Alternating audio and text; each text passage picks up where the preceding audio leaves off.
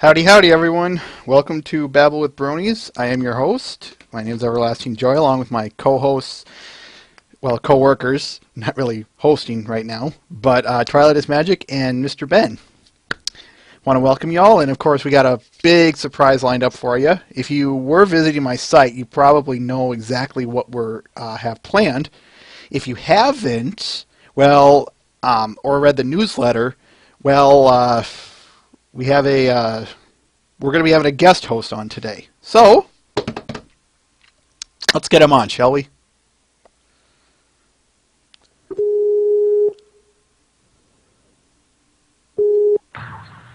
Hello? Well, there we go. Are you there? That works. Yeah, I'm here. That works. Perfect. Sweet. I can't get a better picture out of this. Only now have I been using Skype on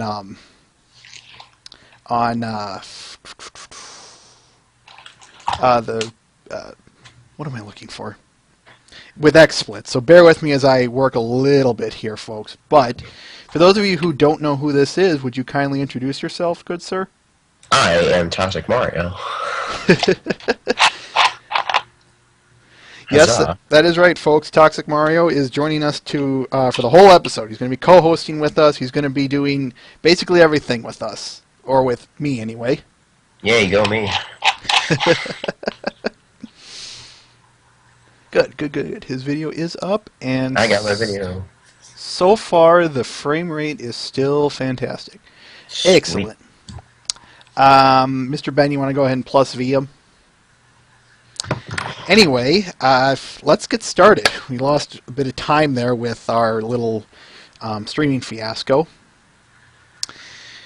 Let's start with the usual talks. Let's start with the news first. First one here. First one was sent. You actually sent me this one. This one is Hasbro builds on the MLP brand growth catering to fans worldwide. Remember that one? I believe I sent you that one, yes, last week. Very good. Long story short, it's just a short summary of Hasbro expanding upon the franchise. Like, do you remember any bits of it? You can freely chime in, of course. Well, it basically was, they're trying to build upon, they're basically saying, okay, here's what we got as far as where we are right now in the MLP fandom. But what I know for a fact is that they're trying to build, I don't know if this is true, I have to reread it. I don't know if they were trying to build another side story to go with Equestria Girls, or build upon the Equestria Girls brand. I'm not 100% sure on that, but I thought I read that somewhere that's what that article I saw that was. Like, it's on the Investor Hasbro thing. You guys can read it up. I can't really describe it. I think I know what you're saying here. MLP EQG, a new full-length feature introducing a whole new dimension into the world of My Little Pony. Launched this weekend, yada yada yada. Bring it to Canada and plan to release a few DVDs. Yada yada yada. It's just basically they're going to just expand upon what they already got. Yeah, that's about the Equestria Girls and anything else that they got and smash it. That's about the best way of putting it. I agree. And last bits of any last comments on it? It's just basically so generic. It's like, okay, we want to just mention it. Okay, fair enough. And then just two bits on Brony State news. Oh, before I forget, I'm sorry to report, folks, there will be no BwB next week. The 30th. No. Yeah, I'm sorry to say it, folks, but you try explaining to your folks. Hey, I've got a podcast to run, so I'm gonna have to skip my aunt and uncle's 25th wedding anniversary. Oh. They'll totally buy that. But that's plus, yeah, 25 years of marriage. You don't exactly get a second shot at that. That would be impressive, though. If you did it all over again. If only. Anyway, my stupid personal life aside, we have just want to touch base on Brony State's fan fiction contest. To make a long story short, Object of the contest is to write a one piece of fanfic describing what you think Equestria girls will or should be like. At this point, it should be. And remember, anything goes. However, things like gore, excessive porn, no go. No excessive gore. Gore for gore's sake is just bad, as is sex for the sake of sex. No hate fics. No taking existing plots and pasting them into the EQG universe. Crossovers are fine. Blah, blah, blah. I'll let you guys read this up. If you're into writing, check it out. And finally, just the movies, the usual movie list. This week, the 28th and 29th of June, Brony State will be showing for the A movies, The Avengers. Everyone's been requesting that like crazy. I'm not kidding with you. This one, people have been trying to get on and on, but it was always too recent. Anyway, Games Ponies Play is the first Pony episode, followed by Dogma for the B movie, and Over a Barrel for the second Pony episode. Those are good movies. I'm surprised that I'm trying to figure a really good movie that Bryce could show. I'm surprised that Avengers actually. I didn't know that was already on DVD. Although it was last year anyway. Oh yeah, that's right. I remember seeing it in college, the DVD release. Well, yeah, I've been out of college for 2 years, so you're lucky you just got out. I miss my college years. Oh, I could live without them myself, but that's another story. I think that's just because I'm not exactly what you'd call Captain Social. Oh, well, I'm a social bug. That's the thing. I can't stop talking. Everybody knows that. And you had something to say, Tox? No, I'm good. About the tightrope walker. Oh, yeah. If anybody knows about the dude who walked that Niagara Falls guy that tightrope walked across Niagara Falls, he's going to be doing it again tonight. I was reading. I'm like, oh my god, that's tonight. So they're going to do it like all the news networks. Every single network is going to cover it, and it's supposed to be on, I think, at 8 o'clock tonight, and I'm going to be watching that. It's actually really cool. Would you stream it? No, I probably wouldn't stream, and then I'll probably watch that. Then I'll stream. Okay, fair enough. That's something people can look up. If you want to, again, you can find it on any channel. We'll probably carry it. By the way, you want to do a shameless plug for your live stream channel? No? No, I don't have to do it right now. You and your sodas. I know, right? I got iced tea. That's the thing. What is this blasphemy? I know, right? All right. That's about all I have for news. No journals. No relevant journals, I should say. I will say this. For those of you who don't know and didn't see it, the Callisti 3 live stream just got over with noon Eastern Standard Time today.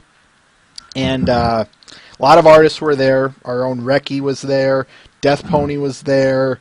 A lot of people. Check them out. I'm sure I'll be showing a lot of them next week.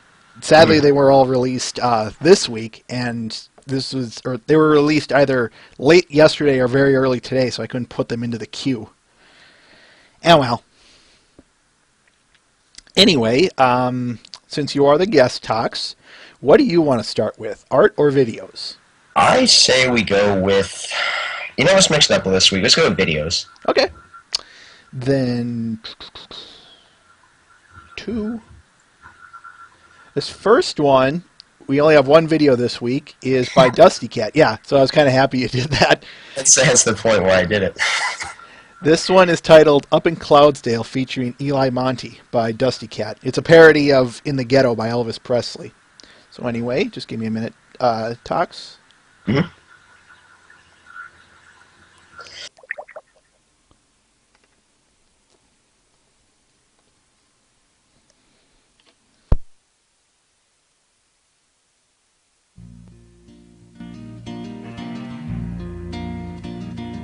As the snow flies On a cold and gray cumulus morning, another little filly pony's born up in Cloudsdale. Up in Cloudsdale. And her mama cried, 'cause her and her maid live week to week, and they barely fill all their own needs up in Cloudsdale. Up in Cloudsdale. Ponies, don't you understand the problem they have at hand? When you live in Cloudsdale, you have but one part to play. She'll never get the chance to be really, truly free.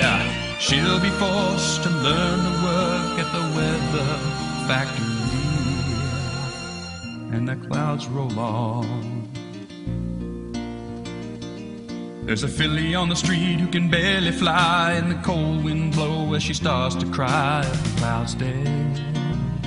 Up in Cloudsdale. She for her talent young. So she practices hard all day and night, and she learns all the tricks acrobatic flight up in Cloudsdale. Up in Cloudsdale. Then one night to Celestia, she swore to be great someday. She flew away, she found a home, she plans to be a wonderful. Then her mama cried.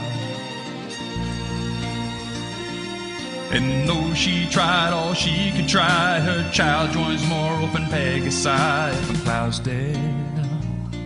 Up in Cloudsdale. And as her mama died, Up in Cloudsdale. on a cold and gray cumulus morning, a little orange Pegasus foal is born up in Cloudsdale.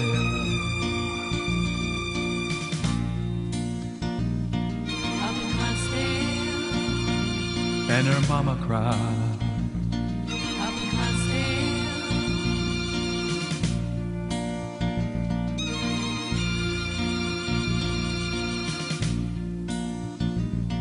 Up in Cloudsdale.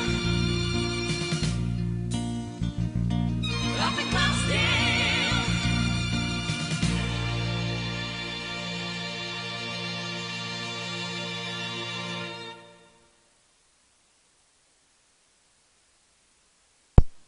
Ladies and gentlemen, up in Cloudsdale.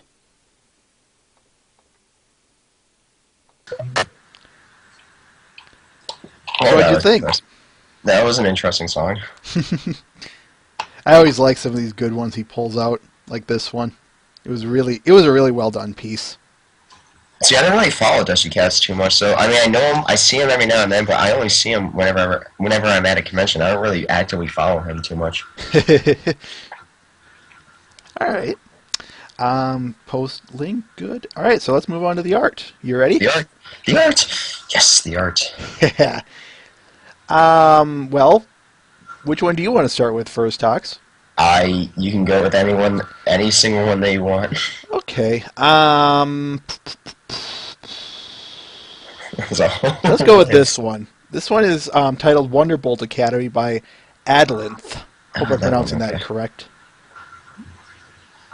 Yeah, I know this one was a bit old, but I got requested by this one, and I said, this one has to go into the show. It really does. Mm-hmm. What do you have to say about it? That piece I have seen everywhere. Mm-hmm. Like, I have seen it in so many places right now. That piece, it's like literally.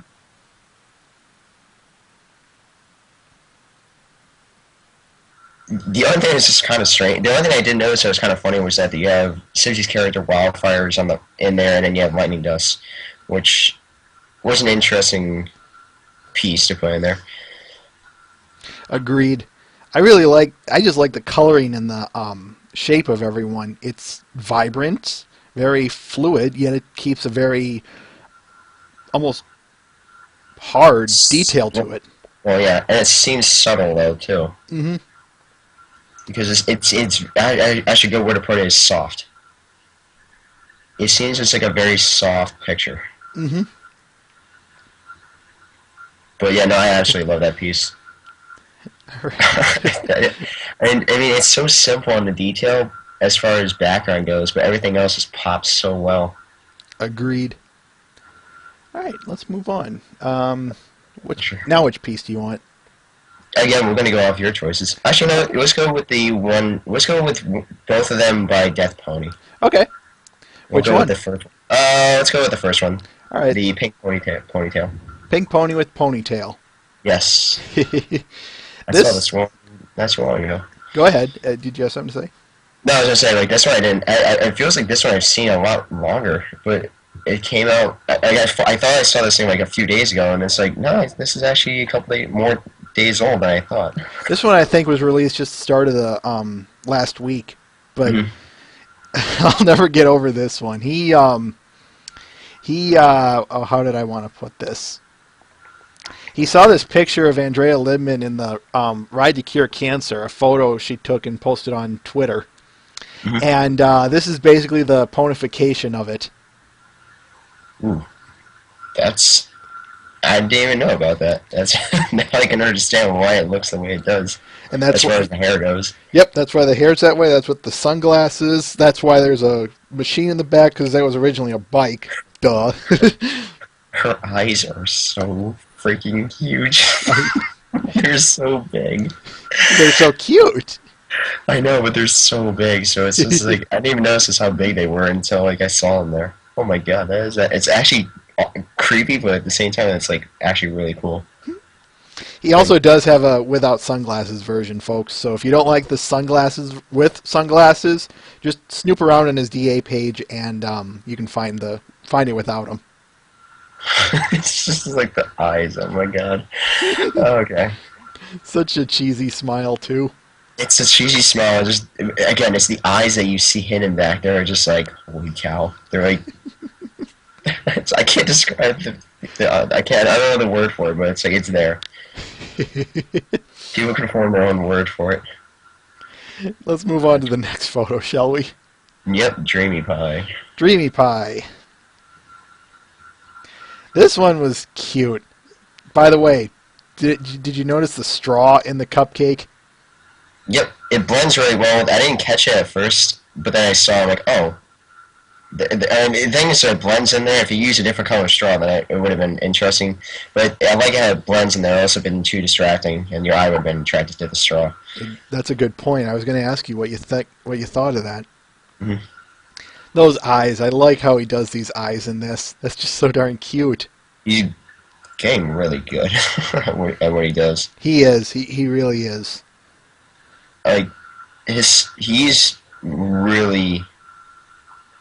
I mean, it's just kind of funny. I've always had this, like, kind of side joke that the better artists sometimes are, like, overseas artists, but I'm like, he's, like, one of these guys who's, like, going every single time, like, especially the last couple of months, he has gone, his improvement is, like, really, really, really fast. What's amazing is watching him dabble in these other works. You've probably been on here. Have you seen us do the, those blenders, those blender pictures of his? There's a reason I've been joking about him saying, what was it? I'm just waiting for him to rip the real ponies into this world. I really am. Oh, one of those. Oh, yeah, that's right. He does the 3D blender. Yep. Yeah, animated ones. Yeah. I keep forgetting he's the guy that does one. He's one of the guys that does these. That's cool. It is. All right. Now what? Now which one? Okay. Well, actually, you choose because we're gonna go. How about we do back and forth? That'll work. Let me see who is here so that I can hit them right now. I forgot to send out the notifications last night, so I was kind of in a mad scramble earlier today to get them out. Kind of kicking myself over that, but I don't see anyone. Now, yeah, it's just one go, folks, so bear with me. But I don't see anyone who was here. Any one of my cute artists except you who is here. So anyway, and myself. Well, Muffinshire, yes, but unfortunately, Muffinshire doesn't have anything in the queue here. No, I'm waiting for... Huh? Well, not this week. Yeah, not this week. Next time we stream, I'm hoping he'll have number 11 in. Let's go with this one on the bottom, A Pet for Luna by Macalania. Ah, yes. Okay. Let's see. Oh, there it is. Okay. This one was nice because she said, you know, as long as you credit me, you can use it. So I just had to throw this one in. Whoa. Mm-hmm. I didn't see this one ever. Holy cow. That is... I really like that background. That background, she is really good when it comes to colors and lighting. There's a reason I've been showing her work on here. One of the things that really stuck out to me about this photo, though, was the Luna's hair, or mane, if you will. It was different. It looks like real hair, but it's so wavy, so full. You know what I think that? It reminds me of Season 1 hair mixed with the Season 2 form. That's probably exactly it. And in my opinion, that's just awesome. God, that's so different. Wow, that is actually really different. That's the one thing I can say. It's just that hair. But I just like. I've never seen this one before, so I don't really. I'm like trying to just go. I'm trying to like analyze it at the same and just look at it at the same time, like the first time. That is just a pretty picture, though. Now you know why I like showing content on the first hour. I know, right? Oh no, that is actually a really pretty picture. I don't know. The whole chat could probably like make up better words than I can, but I just like that one a lot. I can't believe I've never seen that one before. How did that not come across my DeviantArt inbox? Should have seen that one. You following her? I actually should do that right now. Okay, now I hit the watch button. Macalania, if you are watching this, you're welcome. There you go. Okay, watch. Alright, let us move on.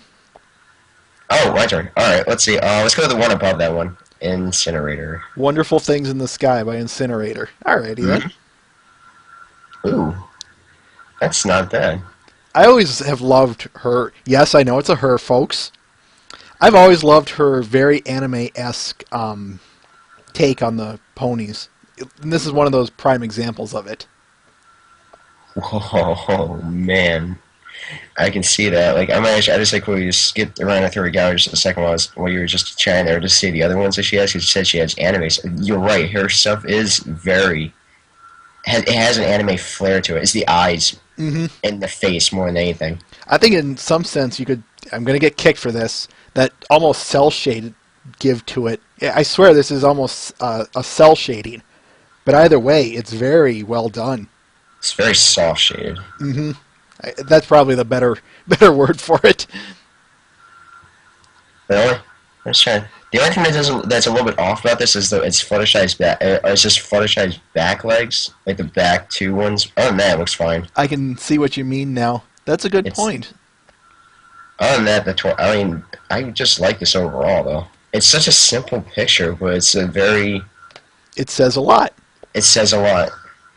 That's cool. I like that one. All right. Oh, I never even heard of that person. Your turn. Hold on. Cool. I like that one. Turn. Choices. All right. Let's go with... Oh, which one do I want to do? Do I want to do... Should we do your piece? Oh, sure, if you want. Sure. Actually, I kind of wanted to get a comic in here. This Okay. one's Sweet Apple Family by our co-host here, folks, Toxic Mario. Me. Now, unfortunately, there's no text in this one. We do have one other comic, and I wish you could have gotten another in, but oh well. Choosy mods choose GIF. Or GIF, I'm sorry. Anyway, let us enjoy the show. Yes. And mine's already there. Load it up on the chat. There it is. Okay. Alright, there you go.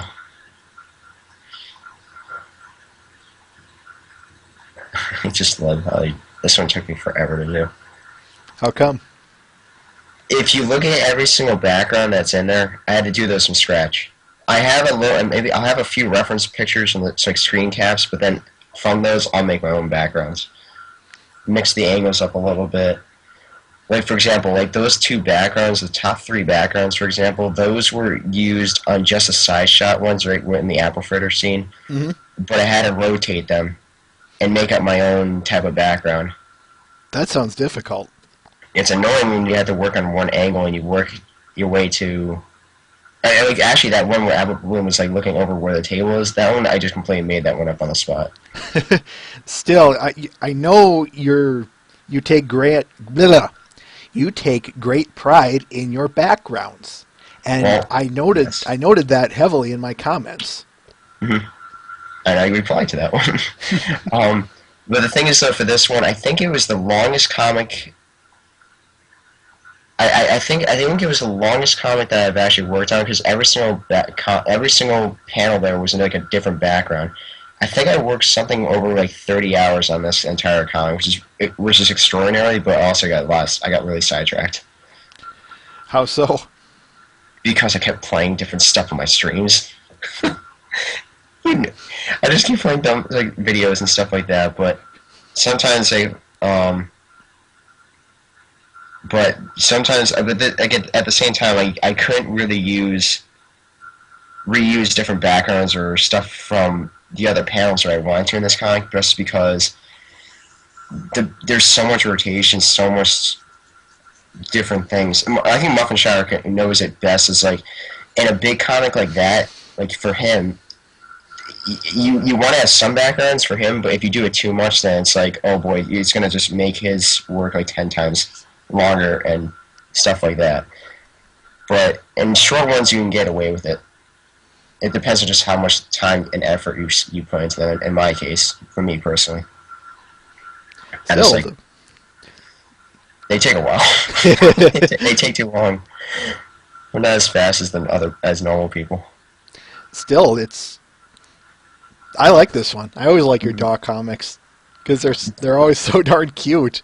It is for that one. Although it's not one of my. It's not one of my. It's one of my top. It's in my personal top 5, but it's still not number 1. But this is what I've always said for other artists to do. Because if anybody's trying to do art, I've always said this: don't look at a piece that you said, "Oh my gosh, this is like the most." Like this piece, I'm never gonna beat this one, for example. Mm-hmm. Don't go into like a next comic or thinking that like, oh, I have to best this one. It will happen eventually. It may take a little while, but you just don't think about it. That's a good piece of advice, actually. So it's the more you think about it, the more it stinks. Okay, now let's see which one do I want to choose. I will go with KP Squirrel. KP Shadow Squirrels? Yes. All right. Who I have watched for so much now. This is more beach stuff by KP Shadow Squirrel, folks. He makes me really jealous. How so? This stuff is so good. I loved this one. I was shown this one by, was it Adam? Yeah, Adam the Duck. He's a regular here in Brony State. He said, put this one in. So I said, can't argue with that. Mm-hmm. God, it's such a good picture. Thing that I really love about this is kind of what we've been hitting at all episode here. It's bright, vibrant. The lighting is superb. I love that little flower ring around her. That's a nice touch. Oh, the flowering. Oh, yes. But again, this is what I think you were harping back on the last one. It's season 1 color with the season 2 made. Mm-hmm. I mean, the actual body is season 1 color too. I just noticed. It's more hints of that. Let's see, put it in. All right, let's move That's on. one 2 days ago. That's cool though. I like that one. Oh, your turn. I was watching for some drop frames, but they were minimal. Anyway, this next one, I'm going to go with this one by Rikose 804. Hope I'm pronouncing that correctly. Ponyville in Japan. Take care, Rainbow Ash. Anyway, I saw this one in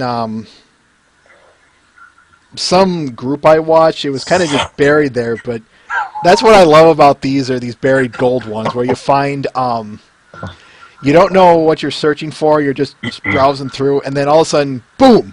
Here's this wonderful piece that you just go, oh, I gotta have this in my favorites collection. Oh my god, that is impressive. I'm just like looking at, I'm just like zoomed in. I'm like, holy cow! Why don't I do that too? That's actually a good idea. Oh my god, that is so awesome. And then There's I so followed much her. going on there too. By the way, I would recommend following her, folks, because she is releasing quite frequently, and I would not be shocked if we have her back on the show for her content. Whoa, she just joined DeviantArt this week. That's why. Wow. Okay. Oh, she's from Japan. Wow. Yep. Oh, that's pretty wild. God, I'm looking through the gallery. I'm like, holy cow. That pancake one is cute. Oh, that's not pancake. No. Oh my god, I love like people who can draw that style anime. Like that's this is like almost like true anime. Well, being from Japan, I would expect that in some respects. Yeah, insert your that's racist gif here. Mm-hmm.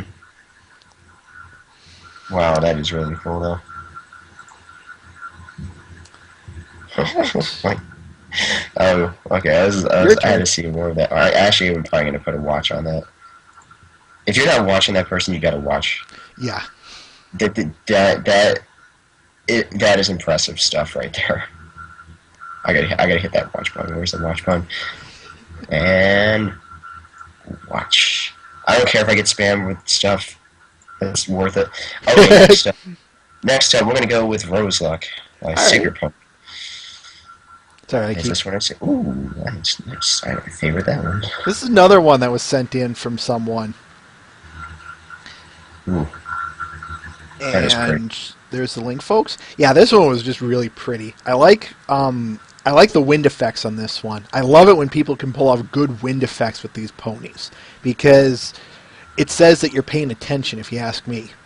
It's not really the wind effects one that I'm more impressed with. I'm more impressed with the gradient in the hair and the actual flowers, because it's not overly strong with the gradient that's going with along the flowers, that it almost flows with the actual color of the character and the hair. The contrast, it's like it almost like blends. I guess you can say it blends perfectly. Dinner's trying to come up there. Mr. Ben. Something that you note about this gradient, I didn't notice that. That's a good point.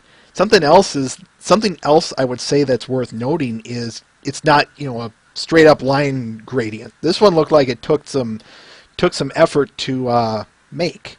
So that makes it all the more impressive, if you ask me. Mm-hmm. Well, no, I like that. I just love.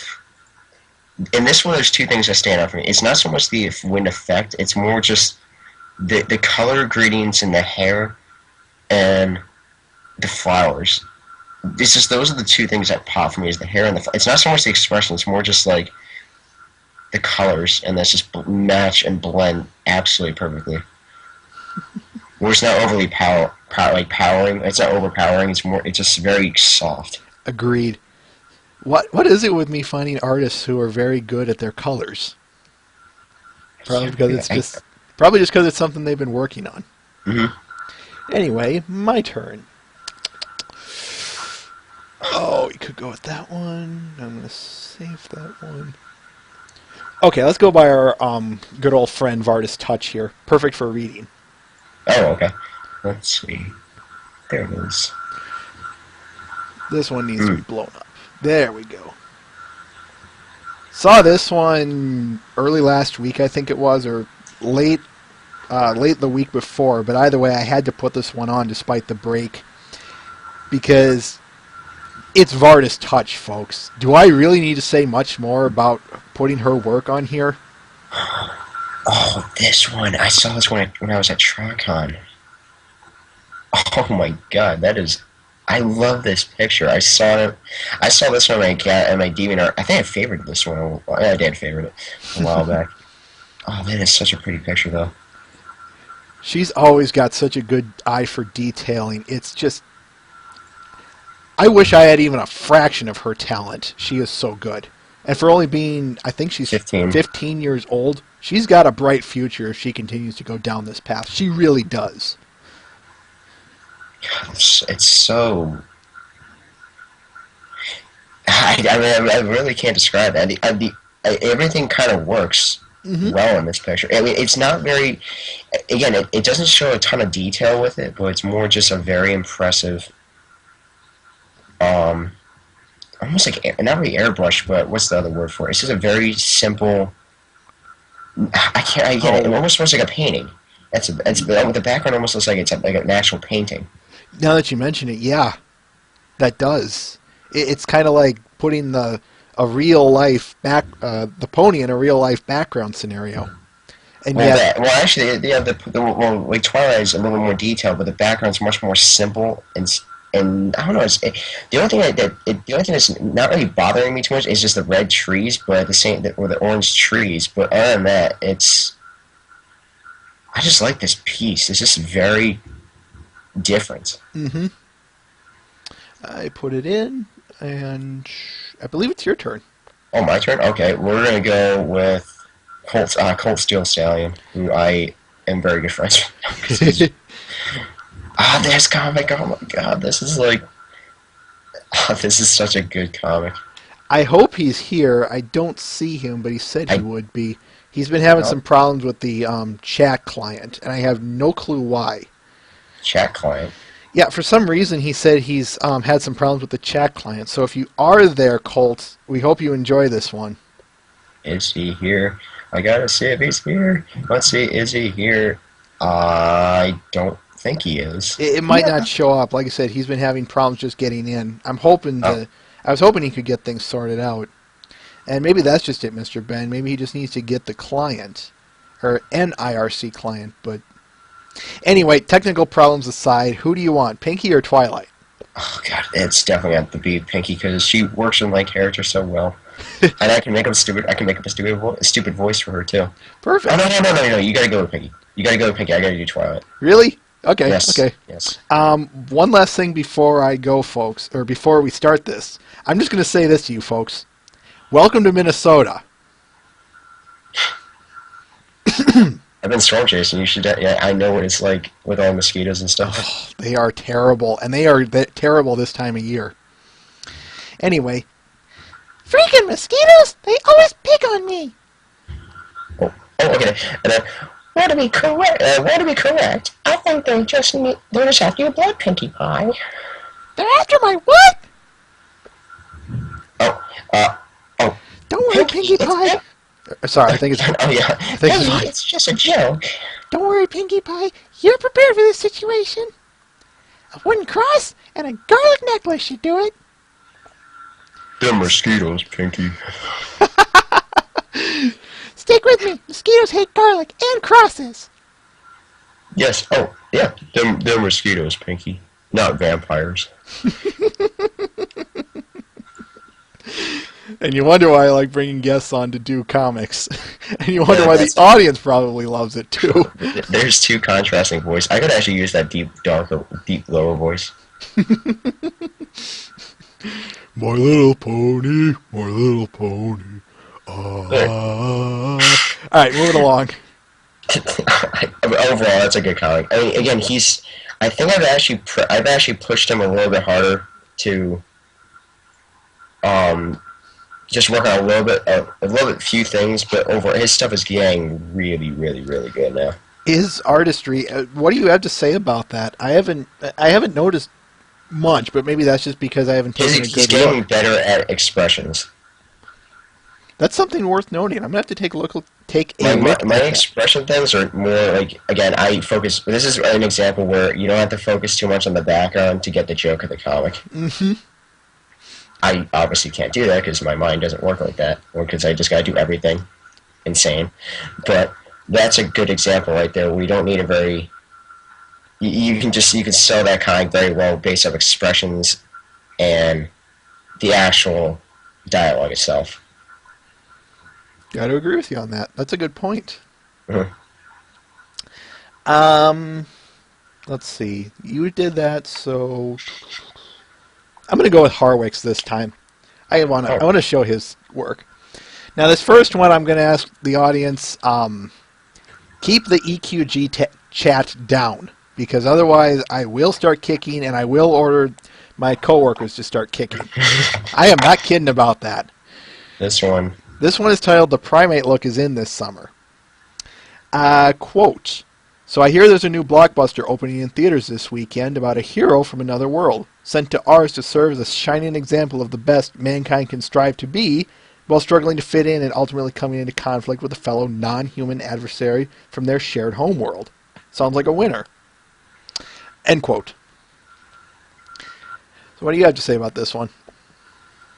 Well, considering I haven't seen Of Course It Goes, I've seen all the trailers and stuff, and I probably won't see it for a while. Of Course It Goes anyway. It's a very interesting piece. Like, I really can't describe too much about it because it's actually such a brilliant idea. I like what he did here too, in that sense. We have just I've seen stuff like this before where they have reflected stuff and the two worlds or something like that, but this is very unique. I just like Spike's expression. The actual mirror full Spike thing. Why do I have to be the dog? At least he, if I recall right, I think he does keep the ability to talk, and in that respect, at least he gets that still. It's just heartwarming, so good and stuff. It's a shame he doesn't do much more, but whenever he does a piece, like he'll work on maybe one piece every month or 2 months, or come out with a piece, but the level of quality in it and detail is just mind-bogglingly good. I agree. That's part of the reason why we show his stuff on here. Mm-hmm. Yeah, Let's that's go so with cool. Sorry. Oh, my turn. Well, I was going to say... Next one, that's right. Yep. You'll get your turn after this. I forgot about that. And then this one was The Horror 2, Afternoon of the Lipas. I hope I pronounced that correctly. Quote, I asked my pony friend forever, White Diamonds, which character I should draw next, preferably one I had never drawn before. She suggested the lovely Roseluck. So here we are with a colorful, if somewhat less polished, drawing. I've always liked the look of her, so it certainly didn't take any arm twisting. End quote. This one I like. I agree. What's funny is he says it's not very polished, and yet here we are showing it like the last one. And then this is one where I just want to grab him and shake him against the wall, saying, "Are you kidding me? I can't do this stuff. You should feel lucky that that's not polished. That's really good." I hate to pull my Doctor Who fandom here, but I'm going to do it anyway. Notice how the bunnies are hiding, folks. She's going to turn around, and the flowers are going to be gone. I can just see it. Yes, it's like, or of course the old classic cartoon gag of that. Well, of course. I mean, it's such a. This is what I said. It's a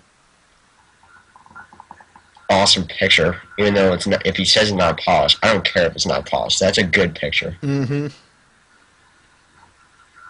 All right, I like Roseluck. By the way, yeah. By the way, here's a question for everyone. Is it Rose or Roseluck? And I ask this because they never say Roseluck in the show. They just say Rose. Rose. I think it's Roseluck. I think it's just like a nickname. It's a potential, and of course, until they say otherwise. Personally, I say it's Rose. Just, again, call me a canon purist, whatever, but that's just me. But I'm more canon, but I think that's almost like a nickname. That's like when people saying Applejack is AJ, and Asher Dash has referred to Applejack as AJ in the show before. Lunar Brony, where's your proof? And I'm asking that nicely. Just, if you have proof and a link, then please go ahead and post that, because I'd love to be told that is indeed her name. I don't hate to be proven wrong. Anyway, your turn, Tox. The Okay, we're gonna do by Alias Star Dragon, the final showdown. I haven't seen this one, maybe. This one I saw. Oh, where did I see it? Oh my god, that is cool. Where did I think I caught this one again in my pile of pages of deviant arts I follow, but or the like those groups. But I saw this one and I just said, yeah, this is going in. This is under 1,000 views. Are you serious? Well, that's what I'm here for. That is actually quite sad. I can see where the base pose was that they used in the main 6, which is in the winning episode, but everything else, that looks just awesome. I love this. He's got, or she, I'm sorry, she has all of the villains or all adversaries the main 6 have put together. Sombra, the Shadow Bolts, the Diamond Dogs, the Changelings, Nightmare Moon, Discord, the Cockatrice, Trixie. I'm questioning about Iron Will, though. But Iron Will, Gilda, the Timberwolves, they're all there. The Wendigos, again, everyone is there. Wow. I mean, it's just like, this person doesn't do many MOP stuff, but my god, the gallery is insanely impressive. Check out her gallery, folks. Holy cow. I may have seen, she may have gone to a convention or two. Oh, she was at TrawCon. This year? Oh, I know I saw her at TrawCon. Yeah, she said she was at TrawCon. I know I saw her at TrawCon. I know that name. As soon as I saw the name, I'm like, wait a minute, this name seems familiar. I think she was one of the vendors at TrawCon that I just happened... Wow, I cannot believe I didn't actually go up and say hi to her. That actually is embarrassing, because... oh my god, that is... I knew that name seemed familiar. I could have sworn I saw that name walking around. By the way, yeah, you mentioned TrodCon there. Quote, this was a poster I decided to make for selling at TrodCon this year. It was a success. I completely sold out. End quote. I'm not surprised. I like the I like to quote in my comment on this. I like to quote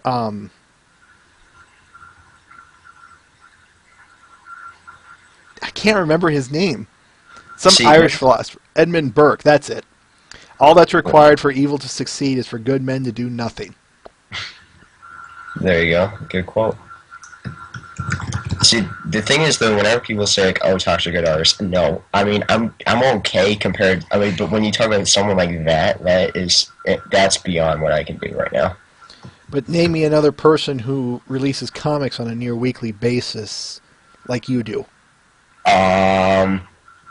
Cold Steel Stallion. Well, it's every 2 weeks. Okay. Oh, actually, I do work on something per week, but at the same time, I don't release stuff every week. I alternate weeks. That's a trick that I think Muffinshire would probably agree with me on this. During an off season, you always want to slow down, just so you don't burn yourself out. Hence, that's what I do. I could theoretically keep push a comic out every 4 to 5 days, or if I really wanted to. But you're not gonna waste yourself like that. I would probably my mind would probably shatter into a million pieces if I did that. That would not be friendly. Your choice or your turn. I think is there one more left? There's there's a couple. There's a few more left. Let's go. Okay, we got to go with Pixel Kitties. Okay. This one's titled Pinky Cheerleader by Pixel Kitties. We still have a few left, actually, but... Mm-hmm. Alright, so I saw... Alright, now let's see. This one, she just made this one. I was talking with her at TrawCon about this one. What you have to say about it? Made this one. The reason why she didn't upload it longer than she did is because she had to wait till it became a We Love Fine t-shirt. Nice. Then she uploaded it. But... I don't really have much to say on this one. It's more of a shirt design than an actual art piece.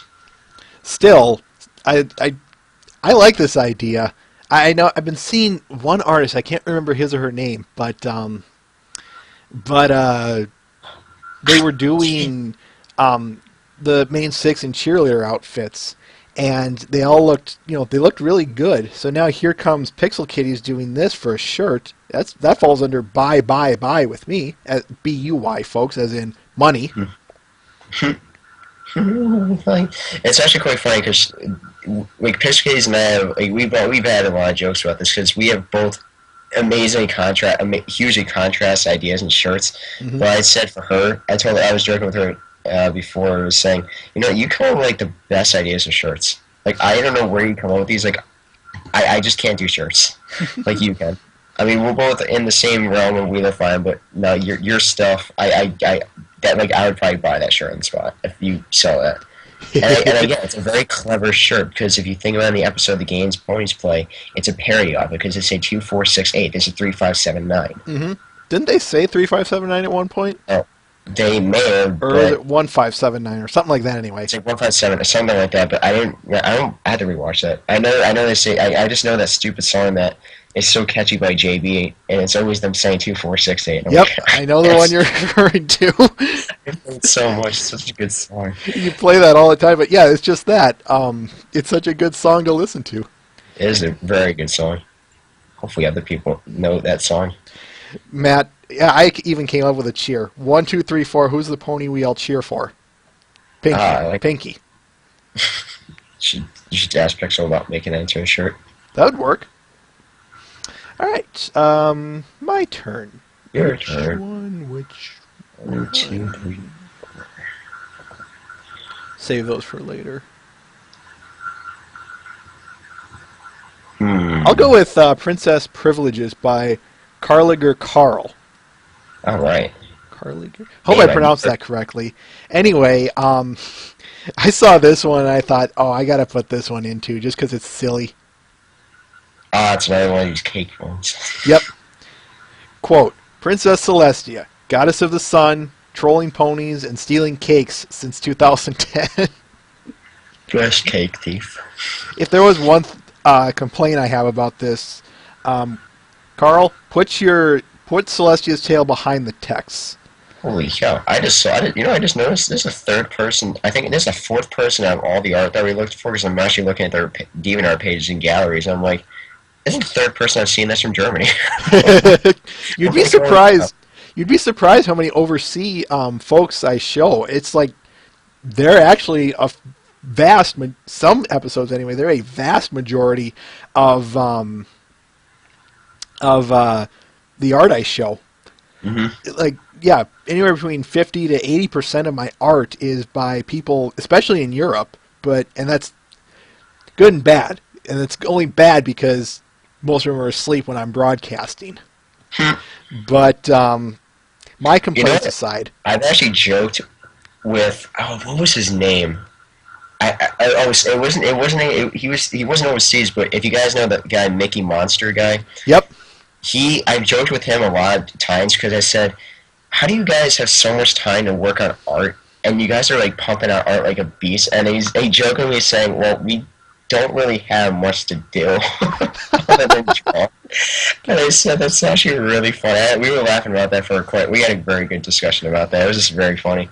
Again, he says, well, you guys have all these like shows in the States, and we're like, well, that's all we can do to keep ourselves busy is to draw. And it's fun for us. I'm like, I can totally see that. Take care, Discord. It was a fun joke that I was having with him that night. It was awesome. Something I want to bring about this picture that really stuck out to me was the bit with Celestia's horn and hair there. I like the way he blended that. I think it's just because it looks really natural, and it's a bit of a unique take on it. Yeah, I know it's probably something really weird, but I'm sorry, I love that a lot. That is different. I mean, that's a really different way to actually do the actual, what I like to call the main hair. And then I always, whenever I do the actual characters themselves, like Luna's is the same. I've always identified it as two hairs when you get the flowy hairs of the princesses. It's always the main hair, which is what I identify as the solid ones, and then the flowy hair. Which makes sense. Which, you'd be surprised how many people sometimes say main hair, and I'm like, what? The whole entire, like, I'd say no, the main hair is the solid part. Oh, by the way, scrunchy face. That's so cute. And I saw this picture though. Sorry. It's a good picture. One last thing. That stealing cake bit. A little sign here. Luna's kitchen. Stay out. Oh, I didn't even notice that. Just like zoom in, I'm like, oh, that's actually really cool. And then there's a little thing that says cake something on the fridge. What was it? It says cake something, and it's really like baby face type Luna. I can't see it. It's like cake, and then there's a magnet, which, by the way, is Twilight Sparkle's cutie mark. Not sure. Let's. Yeah, I don't know. Let's try. Let's Yeah, see. move along. We got a few left, so let's go with Citrus. Why not? All right. He's got 2. First one titled Elegance. Yes, this one. I actually was not on the stream that he did this one. I was at TROCon, I think, when he did this one. I saw this one, Howdy Flutterlights. I saw this one briefly. I think I was on a stream of yours and his at one point, and I saw this. Or wait. No, it was the next one. I'm sorry. This one I never saw either. Well, this one he did in one night. And it was, I think last week he did that one. It's nuts what he can do. It really is. That's just ridiculous, though. That outfit is so gorgeous on her. It's a series, though. This is the... Actually, I think, if I believe so, yeah, he's done with the series now. He did all the main 6. Doing this one and the next one. Yep, that is correct. He's been doing that. They're very simple but highly detailed pictures. Sometimes that can go a long way. Well, exactly. Like we've seen with the other ones, where you don't need any background. You just... The only thing I did notice that is very different with this one that I want to bust him on this one a little bit. The only thing is, though, it's very simple, but the other ones that he went into with these were... The only thing I'm noticing is, like, on the hooves, they're not as polished as the rest of the body. What do you mean? It's just the lines are a little bit more... I don't know. It's like he forgot to actually polish it up a little bit. Okay. See what I'm saying? Like how that if you look at the very bottom hooves, they're like a little bit like off. What's the word for it?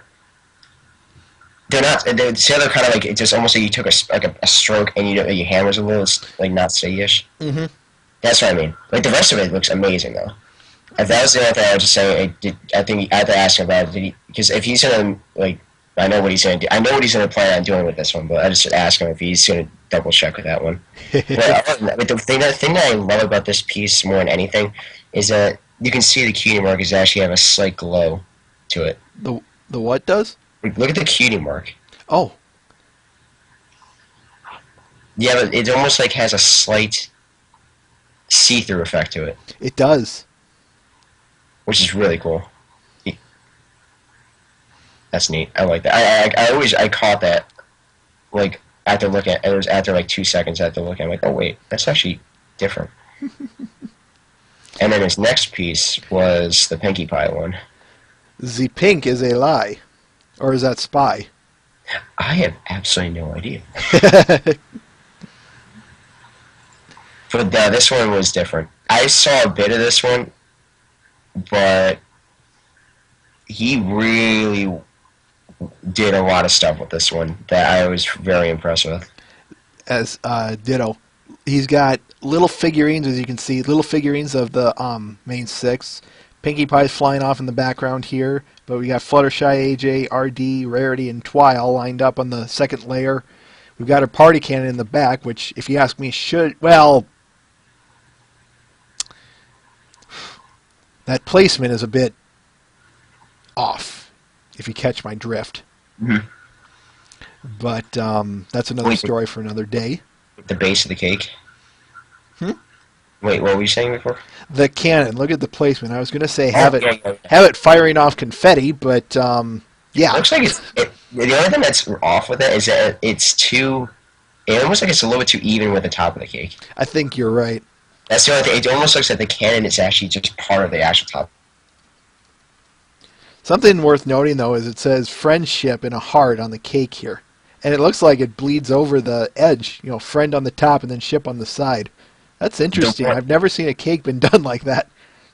Well, the one thing I personally like about this is that if anybody goes to New Jersey Boardwalk, that the actual uniform that she has is stuff that you see in taffy companies, and I didn't even catch it that it looked like a taffy uniform, like that you sometimes see around the boardwalks and stuff. But it's almost like it's a throwback that made me like this one a lot, because it's like, oh my god, it's actually has a sugar cube corner writing on the actual apron area. Mm-hmm. Like, it's just such a cool little, it's such a unique little like detail that is there that I like. Well, amazing. Go ahead. Yeah. As I said, I'm amazed you can do this in one night.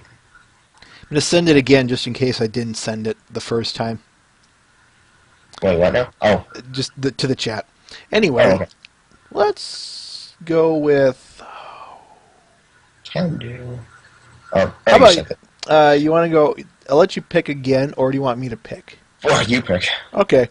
Let's go with this one. It's been a long time since we've seen her on here, but I want to show... I saw this one and said, I got to show this one. This one's Crystals by Nasty Lady.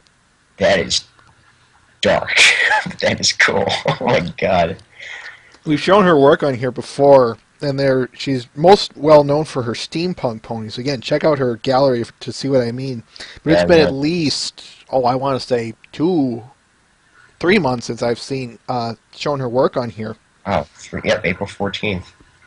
And saw this one, and it's like, okay, that Lord of the Rings reference, or at least borderline reference anyway, I like that. I think that's cool. Am I the only one who gets a Lord of the Rings vibe from this? Yes. Zombra. Wow, that is just so wild.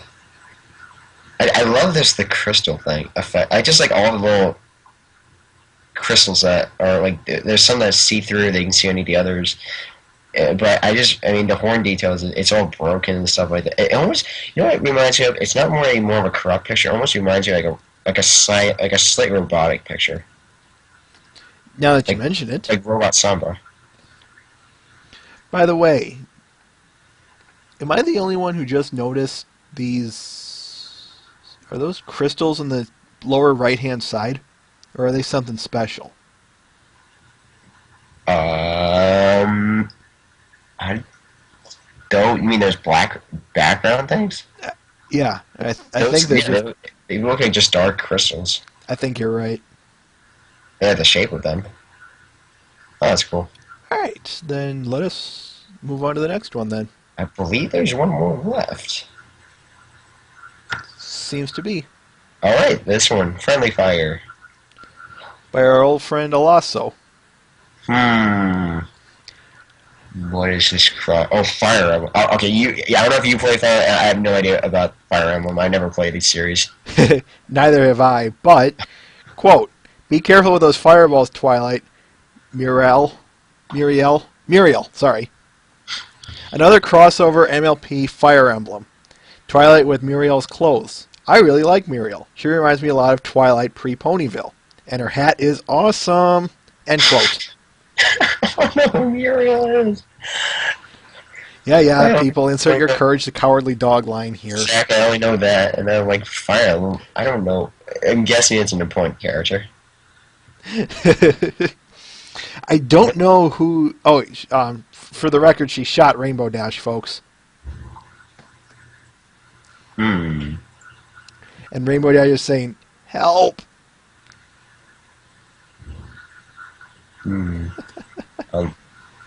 See, I don't know. I mean, I don't know if the chat knows Fire Emblem more than me, but I don't know. That's the only thing.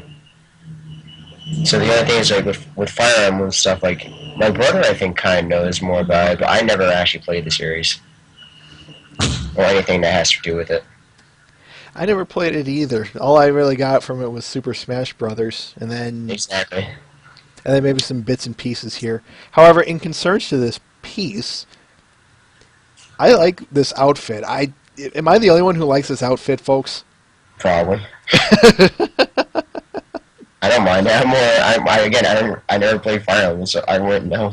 Well, just looking at it from, if you remove the Fire Emblem bit, just taking a look at the outfit itself, the outfit. Oh, the outfit works. I'm just saying the hat is like awesome or huge. Big old floppy hat. It's a good piece, though. Even if I have no idea what it's referencing. it's a good piece. All right. Then, is that all? I believe that's all the art. All right, then. What do you know? Y'all, y'all ready for the ponies? Ponies, ponies, ponies, ponies. Not enough ponies. I knew you were going to go there. All right. All right. Let us just do a quick... All right. Tox, I'm going to put you on hold and see you in the chat. All right, let's do this.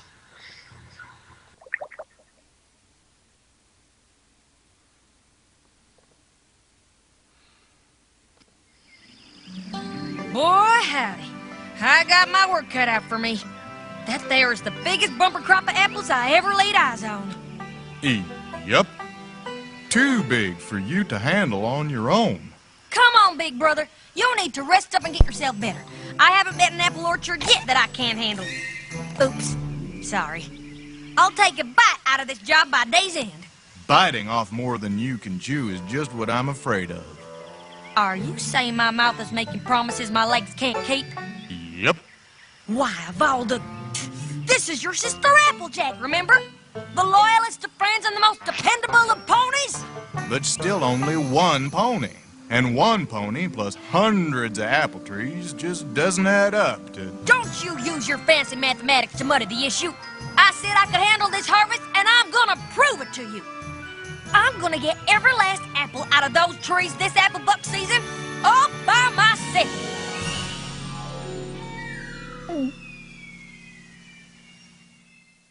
My little pony, my little pony.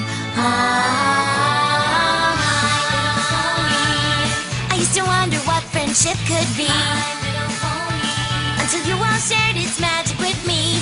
Big adventure, tons of fun. A beautiful heart, faithful and strong. Sharing kindness, it's an easy feat. And magic makes it all complete. You have mine. Did you know you're all my very best friends?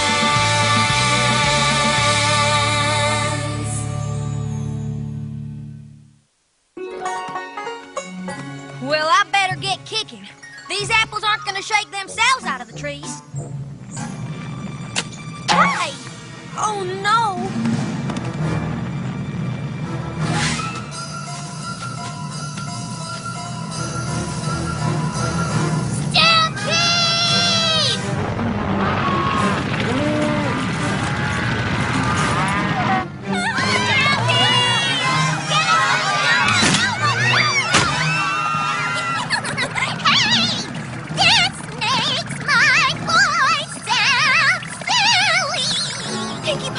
Are you crazy? Run! Every pony, calm down. There is no need to panic. But Mayor, whatever shall we do? Look there! Yeehaw!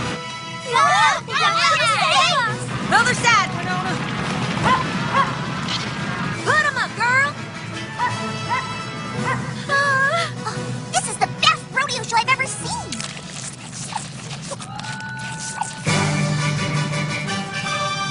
Come on, little doggies. Turn. Winona, put 'em up. Ha-ha! Gotcha.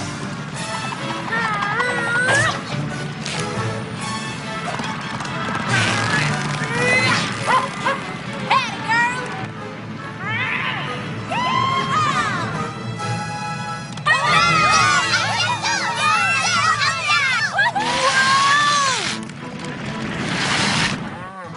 Hoo-wee. Now, what was that all about? Oh my! Begging your pardon, Applejack, but Muriella here saw one of those nasty snakes. And it just gave us all the willies, don't you know? I completely understand. Just next time, try and steer clear of Ponyville. We certainly will, Applejack. So long, Winona.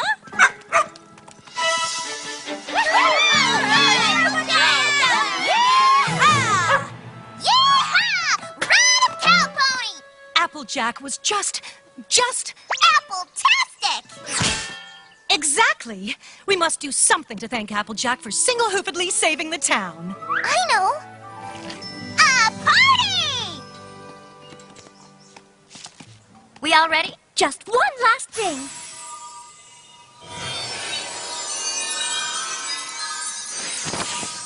Now we're ready. Is Applejack all set? Actually, I haven't seen her all week. Not since the stampede. But she'll be here for sure. Applejack is never late.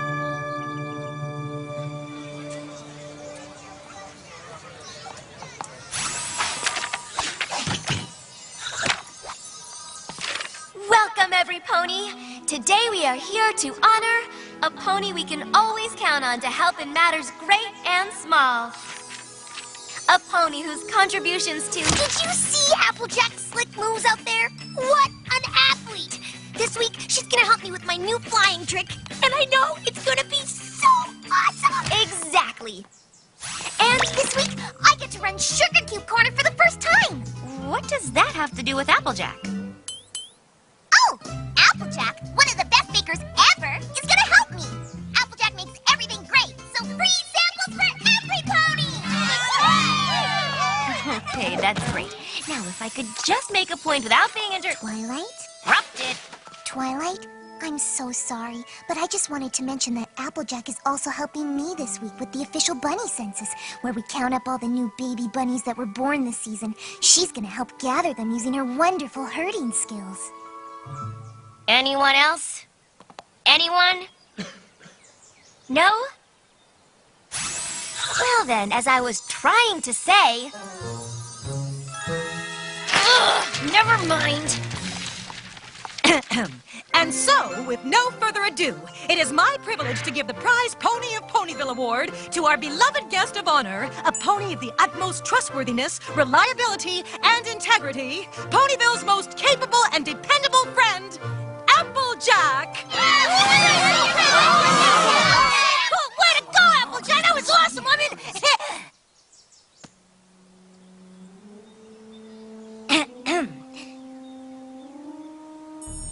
Awkward.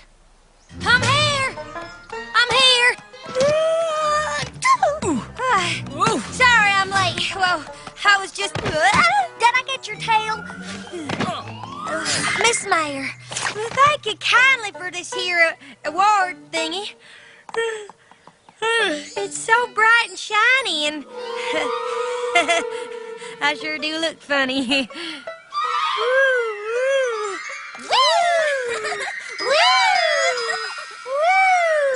Okay. Well, thank you, Applejack, for saving us from that scary stampede and always being there for every pony. Yeah, I like helping the pony folks and stuff. Oh, yeah, thanks.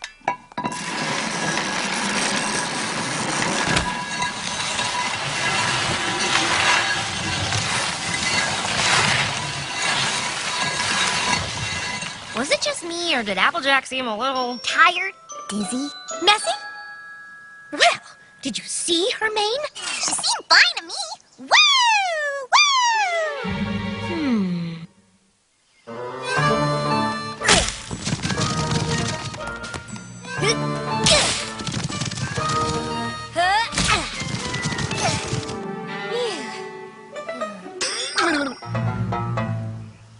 Oh! What on earth is that pony doing? Whoops. Hey, Applejack! Applejack!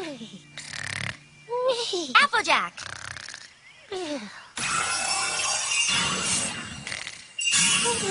Applejack! Oh! Howdy, Twilight. What is all this? It's Applebuck season.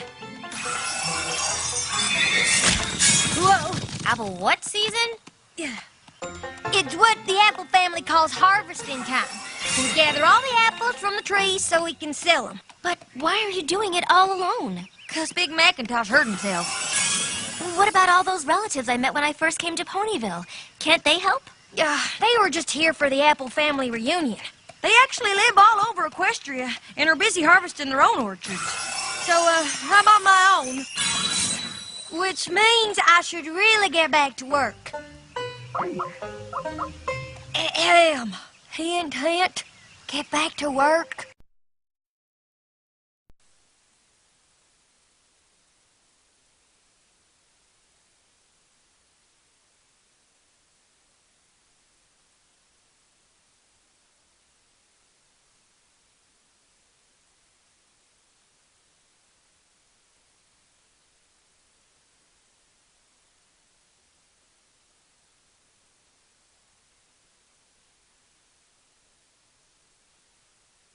I just did.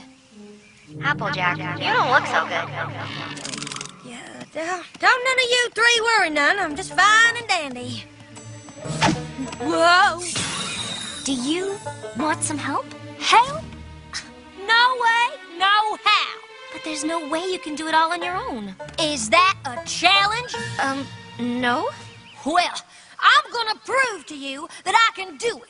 Now, if you'll excuse me, I've got apples to buck.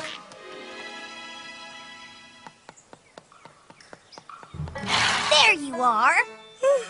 Oh, I'm a mite sorry, Rainbow. I was busy apple bucking, and I guess I closed my eyes for a second, and when I woke up, I was late. Now, what's this new trick of yours? See this contraption? Yeah? Well, I'm gonna stand on one end, then you're gonna jump down from that platform, launching me into the air faster than I can take off on my own. Once I'm in the air, I'm gonna do some amazing flips and spins that are sure to impress the Wonderbolts. Isn't that a mite dangerous? Not for a pony who can fly. Well, all righty then.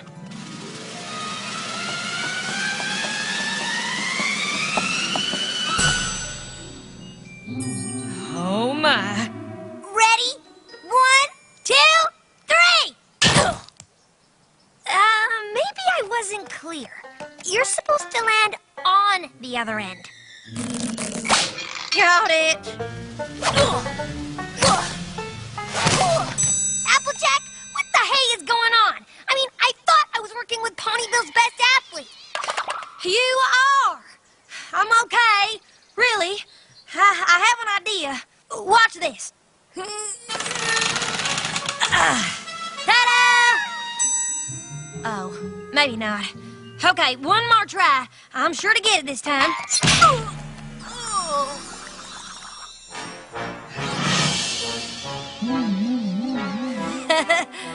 Here I go. Wait! You're welcome.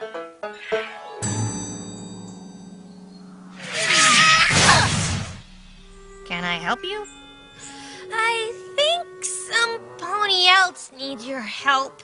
Applejack? Yep.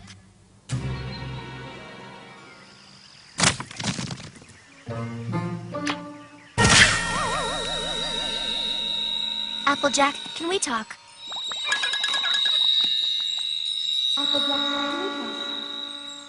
Can bee squawk? I don't think so. No, can we talk? 20 stalks? Bean or celery? No, I need to talk to you. You need to walk to the zoo? Well, who's stopping you? I need to talk to you. Oh, well, why didn't you say so? What you want to talk about? Rainbow Dash dropped in to see me today. That's quite neighborly of her. Yes, except that she crashed onto my balcony after you launched her into the air. Oh, yeah. I wasn't feeling quite myself this morning. Because you're working too hard and you need help. What? Kelp? I don't need kelp. I don't even like seaweed. Help! You need help! Nothing doing, Twilight. I'm gonna prove to you, to every pony, that I can do this on my own. Now, if you'll excuse me, I gotta go help Pinkie Pie. Now, Pinkie Pie, are you sure you're up for baking the muffins and running the store this afternoon? Yes, sirree, Bob, Mrs. Cake. Plus, I'm Ponyville's prize pony to help me out. Why, she's the best baker ever. Right, Applejack? No, you're not the best baker ever. What? Oh, no! I mean, don't you fret. I can bake anything from fritters to pies in the blink of an eye. Oh, all right. Well, see you later, girls. Stop with the shaking. It's time to get bacon. Alrighty, I'll get the sugar and the eggs. Can you get me some chocolate chips? What was that? Chocolate chips. Chips. Got it. Hater chips.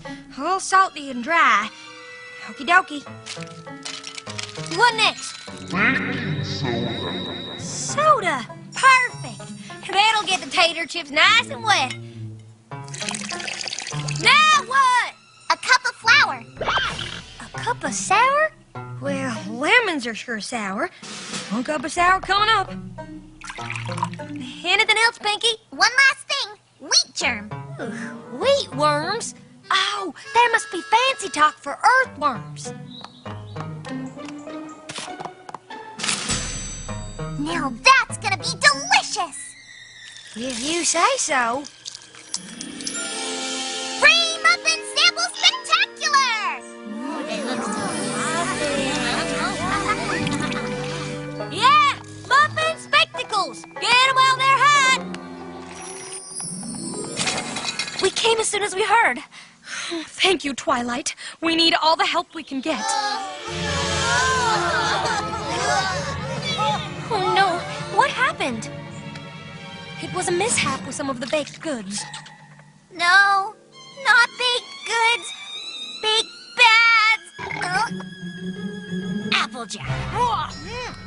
Want one?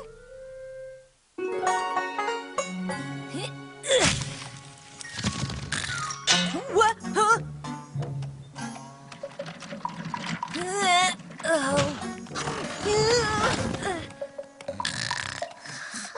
Applejack, we need to talk. What? Huh? Oh, it's you, Twilight. I know what you're gonna say, but the answer is still no. Not to upset your apple cart, but you need help. Hardy har. And no, I don't. Here, let me help. Help? No, thanks. A little more. A little. There. I'll prove that this apple can handle these apples. Come on. Apples. Fall off. AJ, I think you're beating a dead tree. I knew that. Actually, Applejack, I had something else to talk to you about. I just came back from Ponyville Urgent Care and... You know, I'm a little busy to get lectured right now, Twilight. But if you'd just let me help... No, no, no! How many times do I gotta say it? I don't need no help from no pony! That pony is stubborn as a mule. No offense. None taken.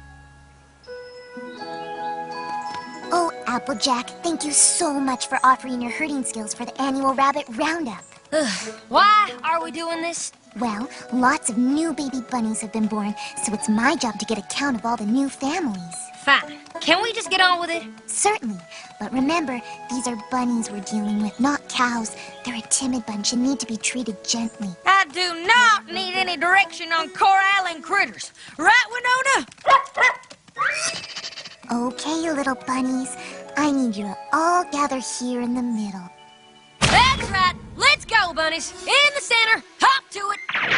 Swell. Just swell. Put 'em up, Winona! Applejack, Winona, stop! You're scaring them. We know what we're doing. Get along, little bunnies.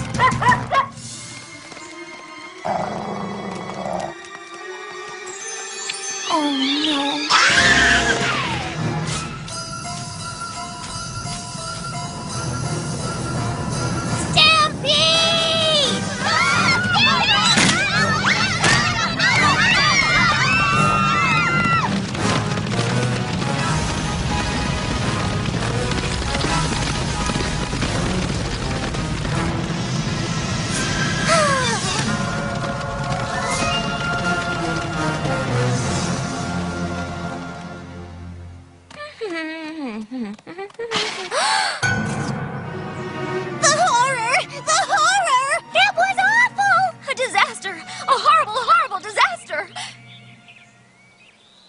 get it.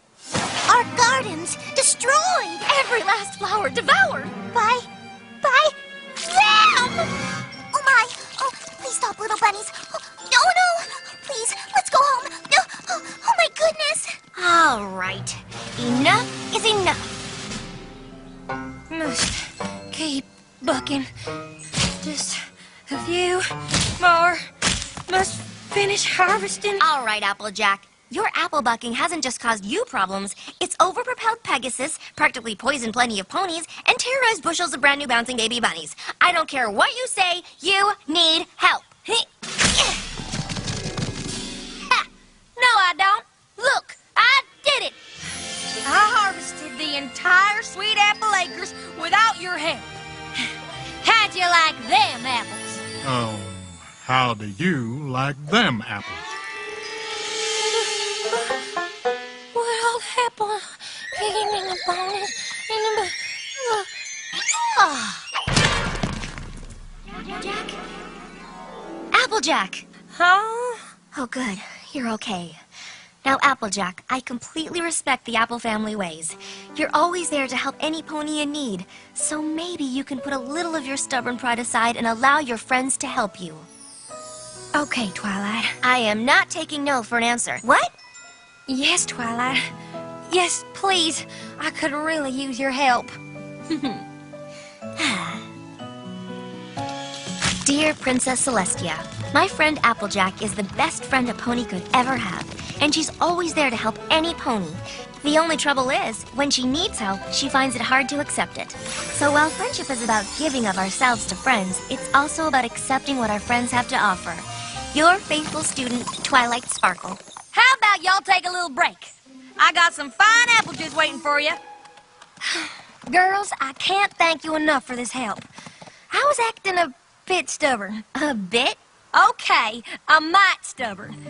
And I'm awful sorry. Now, I know the town gave me the prize pony award, but the real award is having you five as my friends. Phew. That apple bucking sure made me hungry, and I've got the perfect treat. Ew, Spike, I threw those away. Where'd you get them? From the trash. Ew! Just a little nibble? Come on.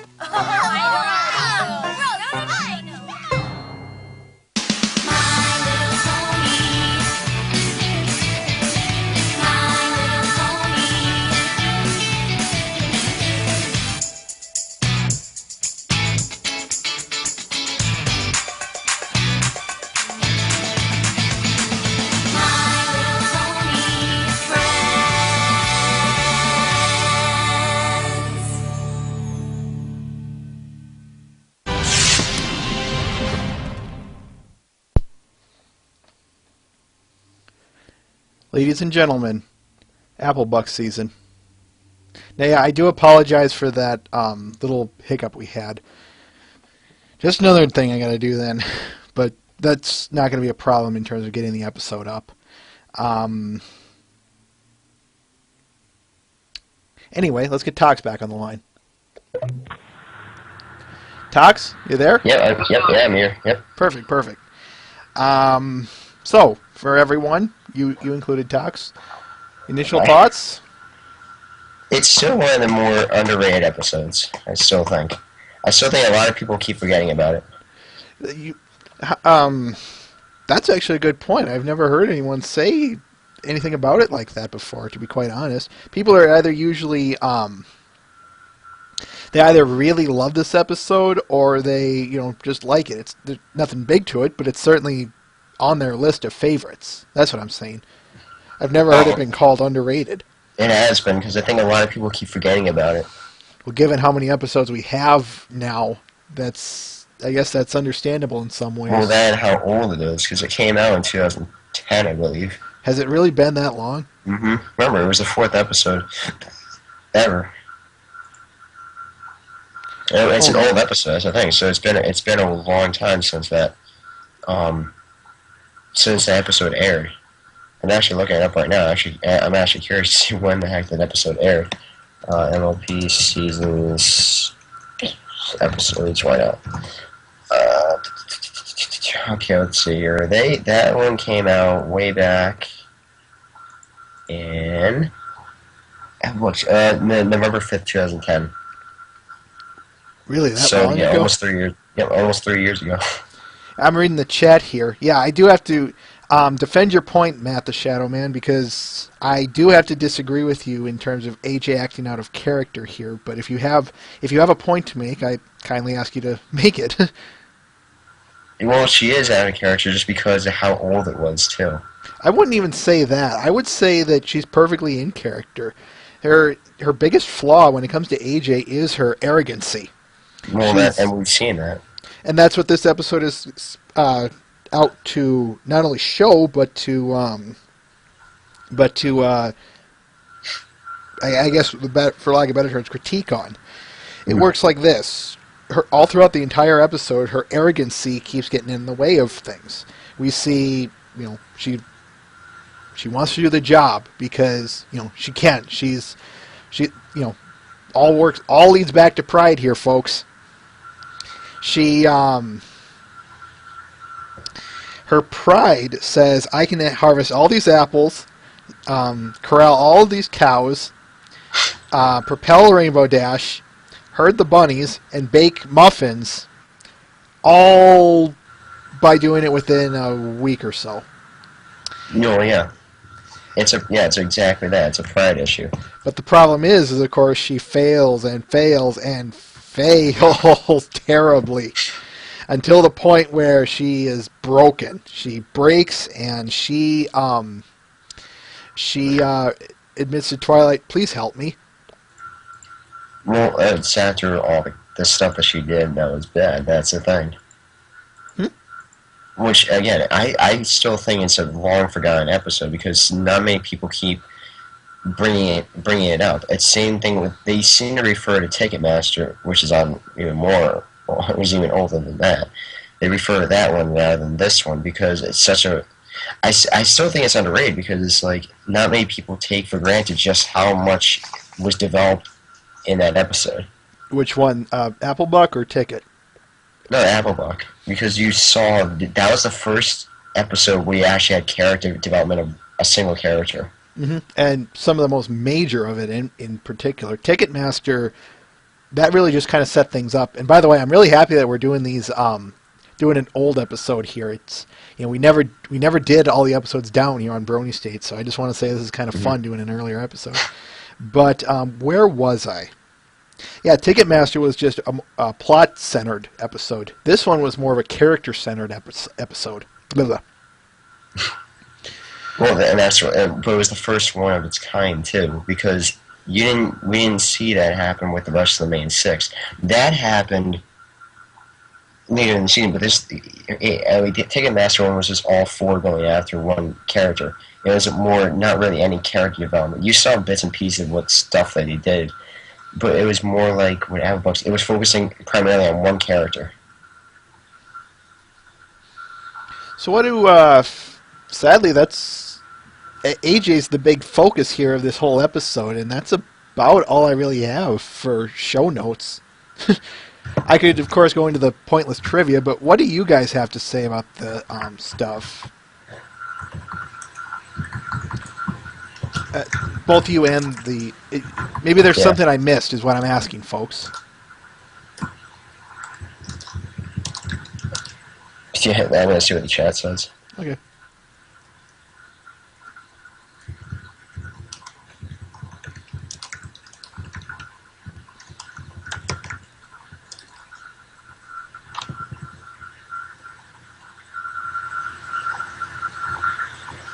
Boy, I cannot spell today. I don't even know why I'm typing this. Anyway, Matt, yeah, Ticketmaster, I'd say, is the first Slice of Life episode. And the reason being is because who hasn't been in such a situation? A friend has an opportunity to share their fortune with you, but they also have it to share their fortune with others. So you're pining for that. That's very real life. Yeah. Oh, goody. Are you there?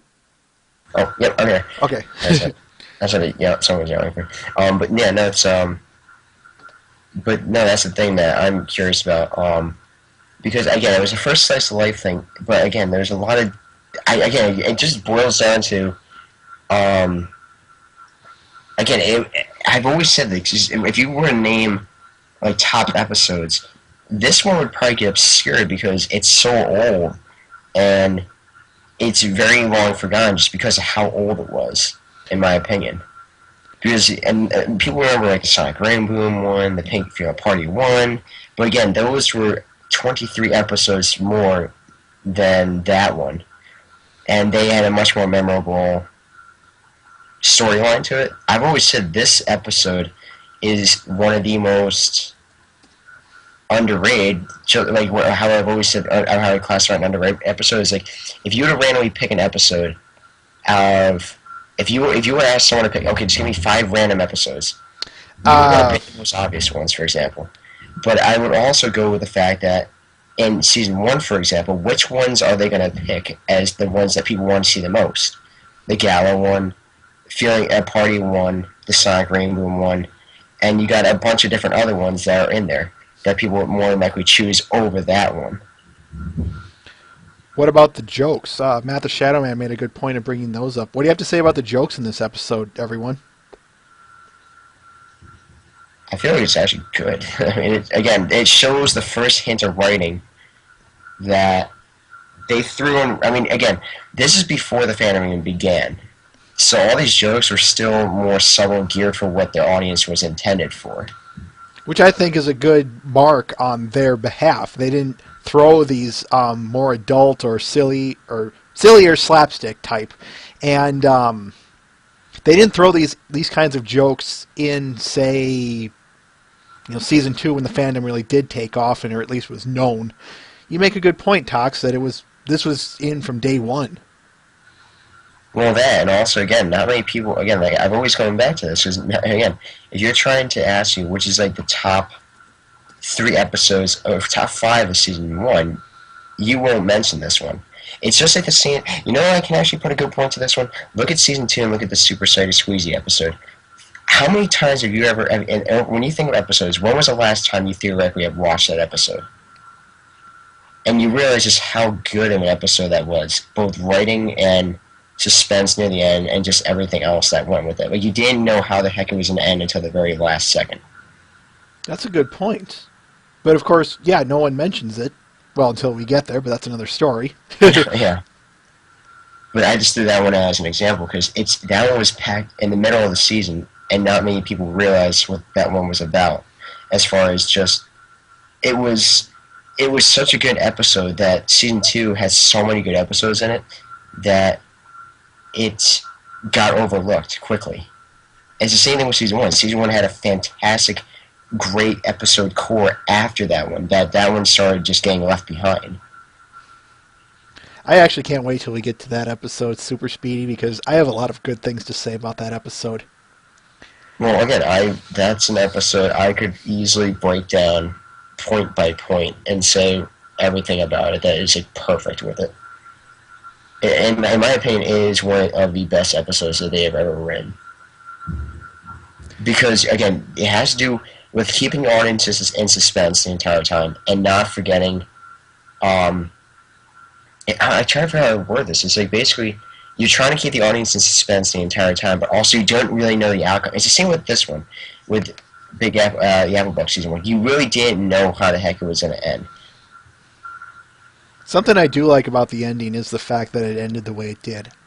As I know I kind of went on and explained it when I just explained about AJ's character in this episode, but I like that ending too. It's, like I said, finally broken, she gives up. That's smart writing. Well, that's true. And it was the first episode that we saw a character development in there. And actually, that had tied in continuity with that Super Sighted Squeezy episode, I should say, because that one was directly tied in at one point to that episode. How so? You have my Because remember how she said that in this episode she didn't want any help. In that episode, she wanted help. You clever man. You clever man. I'm pointing off to the side, folks, because the screen's off to the side. So, Tox, if you're seeing me, I am pointing at you. Alright. Pointing at you physically. There, That's right. I'll do it more like this. But See, that's the thing with these episodes, that there's carryovers, which I like. There's so many episodes. There's a lot of season 1 stuff. I mean, the thing is, like, I guess why season 1 it sometimes gets a bad rep is because just how basic the characters are compared to where they are now. But what do they have? What did they have to go off of? Exactly. You have to build a foundation, and that's why I sometimes think that people overlook the earlier season 1 episodes rather than the newer season 1 episodes, because of just how much character development you've had in 23 episodes in season 1 to get to a certain point. You basically, every single episode had a character development with the main 6 up until they start. I mean, basically, here's what you can put it as. Through season 1, especially in that episode itself, they were writing the episodes for character development and to actually bring together each character's personalities. In season 2, they went away from actual development and actually went to stories. Not necessarily. For the most part, I'm saying. Okay, fair enough. Carry on. But in these earlier episodes, I think they get sometimes a bad rep where they get overlooked, is because you're whittling your characters down to like the bare minimum of what they are now. Like, you look at where they are now, and it's like, okay, you have to look at where they came from. And people sometimes don't like going back to far past episodes like that in a series and saying, okay, how do we get from here? And it's almost like dumbed down in a sense. But it's okay. It's not bad. No, certainly not. Hold on, I'm reading some of these messages here. So, in that thing of apple bucking season that she failed at helping. Right, which is my point, yo. She realized, she could work on this, but she's not going to get it done by the end of the season. If anything, she's basically, like I said, she realized that she's faced an insurmountable obstacle, and found it better to ask her friends for help. Well, again, and that just shows some character development that happened in the episode. Oh, they're pinging you. That's what that noise is. Yep. Yeah, of course. Someone just went highly and said it does pretty much show me in between season 1 Rainbow Dash and season 2 Rainbow Dash. Season 1 Fluttershy, season 2. It really shows how much they have grown. Exactly. That's what I'm saying. But you have to look back at where these episodes came from, because these early ones, I hate it because they get overlooked so much. But they're one of the best episodes, because it's always, I think it's harder to write a character development episode than it is trying to write an episode where you just have to tell a story. Like, everybody has a story, but you have to actually figure out in a character development episode, how do you develop this character from where they were to where they are at the end of the episode in 20-something minutes. All of that. Hold on. Something I was going to bring up.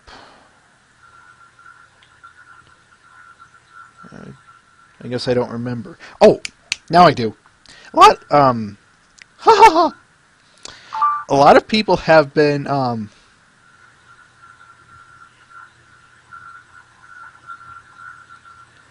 but yeah.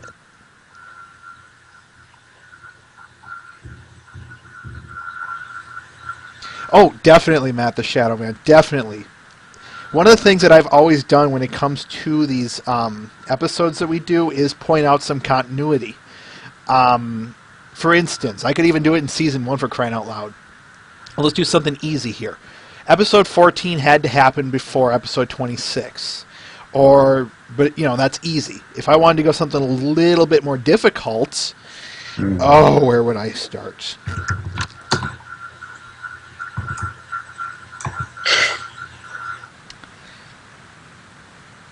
No, that's kind of cheating. Do you have any examples, Tox?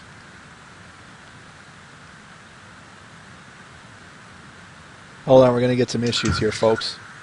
Sorry. Yeah, I'm actually reading this because while you're fixing that, basically what Shadow Man was saying was, he's like, do you feel that that while this episode fits well anywhere in season 1, but that the episodes on certain characters have a set point where the character changes from one point to another. And he says, and it's like, if he's saying that, can these episodes, he says, see, basically, I think that in a sense, this episode couldn't be aired anywhere besides in the earlier part of the season. I think if you were to throw this one in the middle of the season or in the beginning of, at the end of the season, it wouldn't make sense for her character, because you've seen so many episodes since then that it's like, why would you do this? Mm-hmm. And that's why I think, yeah. Go ahead. Sorry. I was going to say, this is why I think that episode is perfect where it is. It's not too far. Oh yeah, my cat's gonna walk in front of the monitor. But the this is why I think that I just think it works really well where it is. You can't really. I try to figure this out. You really can't. I think I can help you. Someone can't walk across the screen.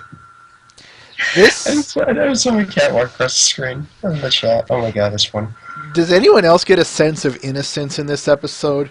In the sense of, it feels like it's an early episode. It should belong in an early episode. And part of that reason, I think, is some of the characters. This one just feels kind of, well, early for an episode. It does feel early. It feels very early because you don't have any of the other personalities developed of any of the main 6. It's just one character so far, and that's the first glimpse that we have of them. Mind you, they could have gotten away with it, putting it a little bit later, but if this were, say, episode 25 or 24 even, it still could work, but I think, sadly, it would have stuck out like a sore thumb. It would have. Like, for Party of One, that was a solely based episode for Pinky, for example. But the problem is for her is that we saw enough development of the character of her, even though she didn't really have. I don't think she truly had a standout episode, though. Who? She really didn't. Pinky. She didn't have a standout episode. That was her first, I believe, true episode by herself. Party of One? It was Party of One for her. But that was the first true one that we get to see her just by herself, and well, majority of the episode, I should say. But we saw enough of her because she's the party person that you had to build up a lot of different things she does. They're small, but you can throw them all into one episode like that and show just how much she relies on her friends and the instincts and stuff like that she has. And it's not that it shows how much of a younger character that she is. And Faust even said she's the youngest of the main 6. And it really shows through in that episode. You can't just throw in, for example, the Applebuck season 1. If you switch literally Party 1 and Applebuck season, it wouldn't work. Because it's like, development of Pinky. And it's like, but she's a party person, but how do we know that? We only saw from just showing the Friendship is Magic one, not from Ticketmaster or any other one. It wouldn't give substance to her character. This is why with the Applebuck, it's so basic that it works. Mm-hmm. Some of these basic episodes can be really effective. I know we hit that in the art, but it's true. It's really true. It's extraordinarily basic. If you whittle this episode down, it's so basic. It's just her messing with the main 6. That's all it is. But it has an underlying story where she just refuses to accept help. Basically, Twilight is the person who's advising, but she doesn't want to take it. And then the rest of the main 6 is just there to be there. That was just a time saver, but yes. That's the way I can analyze it. It's just... Well, actually, you bring up a good point.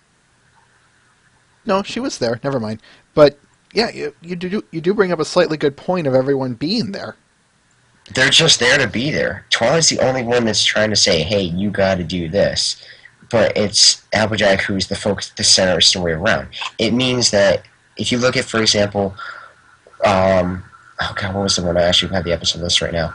If you look at, for example, Ghostbusters, the entire main 6 had nothing to do with that episode. That one was focused on just building Twilight's character. Like, the rest of the main 6 were just there to be there. They didn't really do anything except for the beginning of the episode. They were just there to be like, okay, here. You hear their talents for 2 seconds. Seriously, we're not going to do anything. Same with Dragonshy. Dragonshy had nothing really to do with the main 6. It was all about making focus on Fluttershy's character personality that you saw at the end. Right Before You Sleep was a tie-in between Rarity and AJ. And Applejack, between just the relation, those two guys had the polar opposites. Then you can go to, again, Storm of the Century is one of those where it's just all the main 6 just all there. That was more of a story-based one. Story-based. It's a story-based. Same with Winter Wrap-Up. It's a story-based one. Kind of with more development. See, this is a story-based one, but Twilight didn't really do anything. Call of the Cutie, that was more of a development one for Applebuck's character. It's the first episode we got to fully see her develop as a character. Fall Weather Friends, again, that's a 2-part episode developing Rainbow Dash's character, and it's tell a story at the same time, and Applejack's character. That's the episode that we saw that they're both athletic characters, and how arrogant and prideful they can be. That's the thing. Again, this season 1 had a huge impact on, like, one of those things where I'm saying you can develop a few characters, but leave the rest of them obscured. You can throw them in the episode just to throw them in there, but they are just there to be there. That's why in Fall Weather Friends, for example, it wasn't a story developed around Twilight. She was there to just be there and be like, hey, at the end, here, look at what I did. But that center, where I was developing just 2 characters, for example. Same with the Applebuck season. This is why, and then you can turn it back to Applebuck season. The rest of the main 6 was just there to be there. Twilight was just there as an advisor, and Applejack was just there to just be arrogant.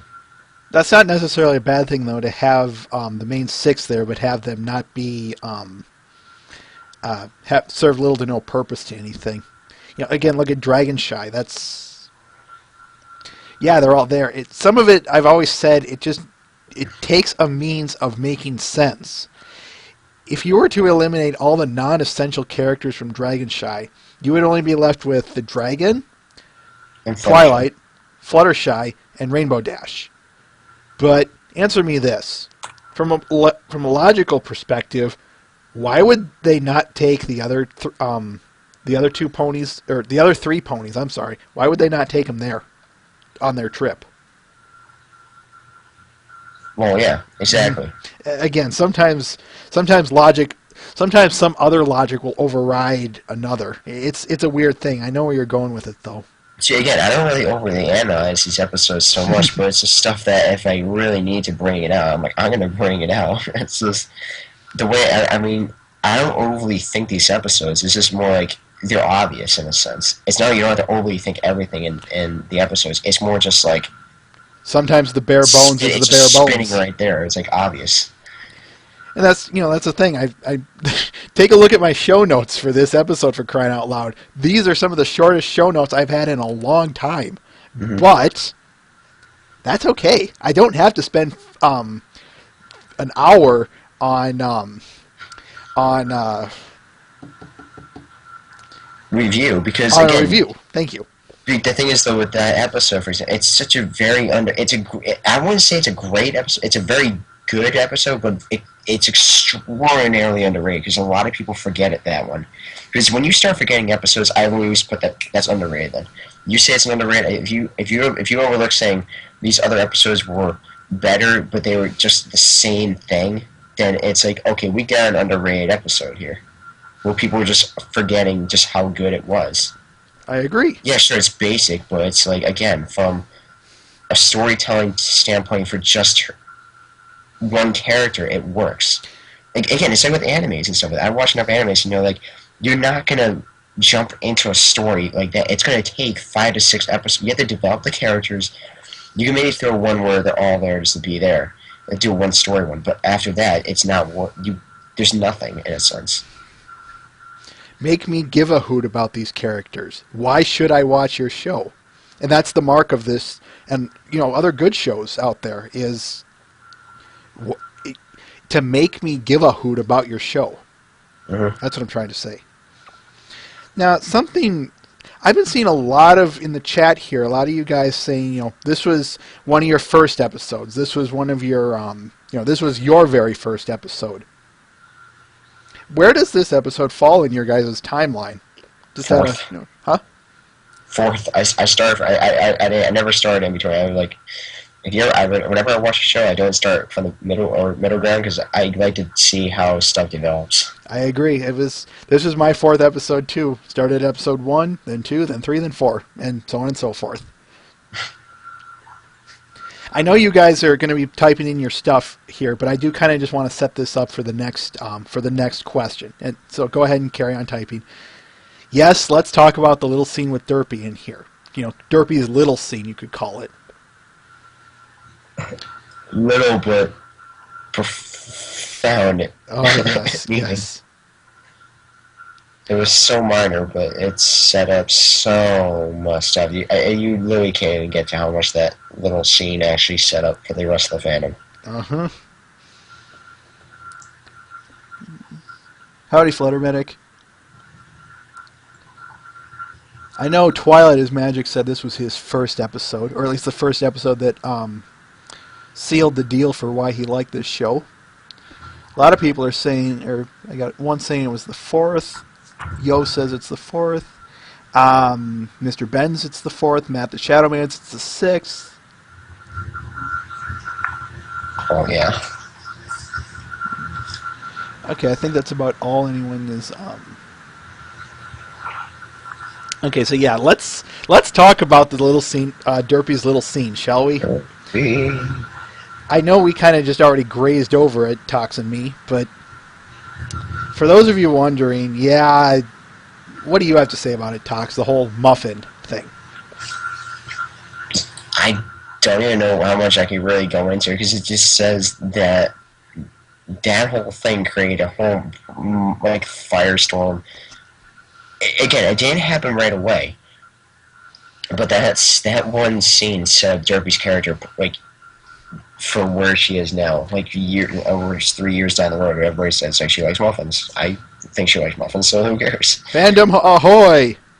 That was one of the pieces to add to Derpy's character, who didn't have any character with it. We just up until not just that one scene, but think about the entire series as a whole.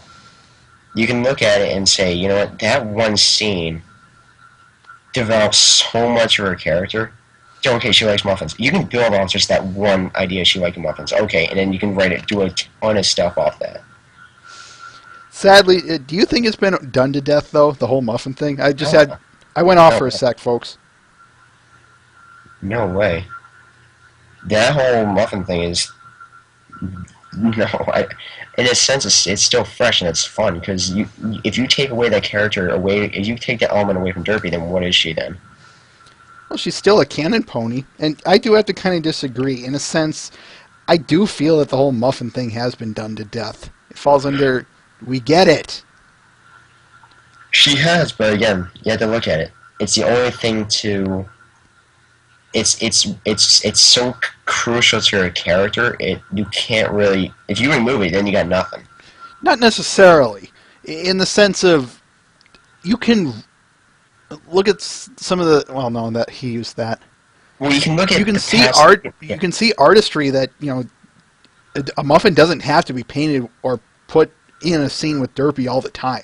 She doesn't have to... Exactly. But I'm saying, if you want to go into her character, just saying that she likes muffins, that's fine. But you could say, you could put that muffin almost in a sense... You can explore the art more. You could actually write stories about that. And you can also just, for the hell of it, you could actually put a, what is it? You can put, it just adds one extra dimension to her character that it would be we see the character, we see Derpy in many, many episodes since then to add on to her, but at the same time, just the fact that she likes food is kind of cool. True. And, it's a little thing that, it's one of those, a little thing goes a long way. I do agree that it's fine that, this is a complete fanon characterization of her, liking muffins, but the point I'm trying to make is give us, how do I put this? The fandom here has a tendency of taking something to the nth degree and running it into the ground. I refer you to GAC, for instance. Yeah, but that thing had nothing to do with ponies. It just had to do with them being stupid on their advertisement. But you know what I mean, in the sense of I can rarely find a comic or image of anything without Derpy having a muffin by her, and it falls under.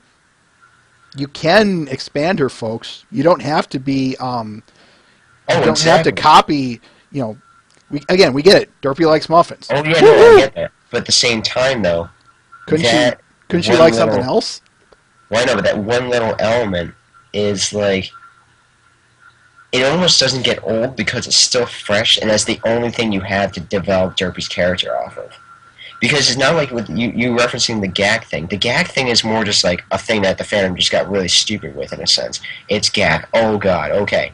But it had nothing to do with MOP. That's the thing. So it got overblown to like the nth degree. So what happened is, but it didn't have to do with anything on characters or anything else. This is why when you have if you take Derpy's character with the muffin things, it's more like a thing where anybody can do it. It basically says, if you want to get into drawing, for example, you need something with Derpy. Give him a freaking muffin. Why not? But you don't. It doesn't. It gets old if you think about it. But if you don't think about it, and you realize what other stuff does Derpy have to develop her character on, if you think about it, there's really nothing there. I mean, you can develop her clumsiness, like Shadowman just said, but you can. That's one more layer. They can have, okay, she's clumsy. Now she has muffins. If you take out that extra, and then it's like, okay, she's a Pegasus. Okay, cool. Then she lives in Cloudstar. She has googly eyes. But you can, if you take out just the muffin, all you're left with is a clumsy pony, and just the antics that she does. That's it. But just that one little bit of dimension that you can add to her character is just like saying, okay, what is she? Okay, she likes muffins. Okay, now we know she likes muffins. It's an extra little bit of character development that you can add into it. Never thought of it that way. Because you can say, hey, your character's clumsy. Okay, you can say the same thing for Screw Loose. Okay, she's crazy. But you just have you only seen her once, but you don't understand you don't know her personality. You can see I shouldn't say personality, but it's like, you don't really know anything about her except she's a crazy character. But with Derpy, that's the same thing. If you just say she's a clumsy character, that means she's in the same line with Screw Loose. That one little extra thing that she likes muffins means that she has more development on her character than a normal background character like Screw Loose. That sets her up another tier. Again, I never thought of it that way. It's a bit jarring, I will say that. Huh. This is what stuff that I don't even think about, that I'm just thinking of also on the fly, that I've also been just background hitting. Well, this is why I allow the audience to speak, because I don't hate being jarred like this. It's not. And the funny thing I keep telling people, this is just obvious. This stuff is like, I'm amazed that no one's ever brought this point up. It's like, this stuff is almost amazing. It's kind of obvious, but at the same time, it's like, it's never discussed. And you could estimate the argument for another character besides Derpy. You could say for, what is the character? Dr. Hooves, Lyra, Bonbon. You could say for, man, I can't think of a good character on the spot. I guess you could say Octavia if you really want to go down that route. You could say, okay, Lyra. For example, Lyra. You can do for her. Okay, so what you can do for Lyra is the same thing you can do with Derpy. She says a few things. She only says one line, and that was, I think it looks nice. Yeah, she says, I think they're wonderful, or something like that. That's it. And then, but that little thing is like saying, you could use it in that once, even though it's so blatantly stupid to look at like this, you could really, and you can overly in-depth this if you really want to. With Lyra, you have a lot of things that you've seen with her just based around the series. Okay, she likes sitting on a bench. She likes drinks. She's friends with Bonbon. But that one extra element shows that, okay, she likes the dresses that look like that. Instead of saying, okay, what is her style and fashion? If she likes those kind, you can say she likes those. That's a good point. Okay, any oddball points that I might have missed, Tox or audience? No. Then I think we'll. I'm gonna wait for the audience, but then I say that's about all I have, and I think we'll start wrapping things up here. And again, while everybody's trying to type, I still say that episode. Again, it was an episode surrounded by around Applejack, but at the same time, it wasn't, because Twilight had a major role in it, basically harassing Applejack in a sense. 1-3. The background ponies are not really developed. 1-3. Well, again, that's what I'm saying. He says that background ponies are never really developed. We have 1 or 2 things, 1 to 2 or 3 things that we have, and we know about them, and we just take it and run with it. Exactly, but that's all you can. That 1 to 2 to 3 things is the things that you can build upon, and that instead of having 2 things to know, that 1 extra element, you could write a whole another series of stuff about the character. Like I said, I don't mind if you use something, just so long as you can either give it a unique twist or expand upon it. That's all I'm asking. Again, you can't really expand on a character like a Muffins. True. All right. So overall, what would you say about this episode, Tox? It's one of the most underrated episodes of the entire series. It's probably one of the top 3, behind the Cider Squeezy episode. Then you have that episode, and then you probably have. If I had to round in my top 3, I'd probably put that one number 2, then, behind Super Cider Squeezy. And then maybe, I don't know, another one. I never took this one as underrated until you said that. However, I do have, I have a lot of good things to say about this episode, definitely. I can see why a lot of people like this. I'm surprised, though, this one didn't make it into the We Heart Ponies fan favorite marathon, to be quite honest with you. But I think your point stands there. Yeah. Seeing everyone in here saying, love this episode, one of my favorites when I was getting into it, it's not hard to see why. Yeah. The characters are spot on. It's a great story. It's one of the first age and only. It's the only AJ episode of season 1, but it's a good one at that. I just realized another thing you could tie this episode with. I was looking at. You could tie this one in exactly with putting your hoof down with Fluttershy. Mm-hmm. Because Pinky and Rarity were just there to be there as a guide, but the episode is solely around Fluttershy and developing her character more. And actually, that's my top 3. I forgot to put that one. That's putting your hoof down. It's like everybody hates that episode. I always love how many people hate that episode, and I'm like, that's a good episode. I love that episode. In fact, that's my favorite episode of season 2 that isn't the finale. Wait, putting your hoof down? Yep. It's not the finale. That's episode 19. I said that isn't the finale. Oh, okay. There you go.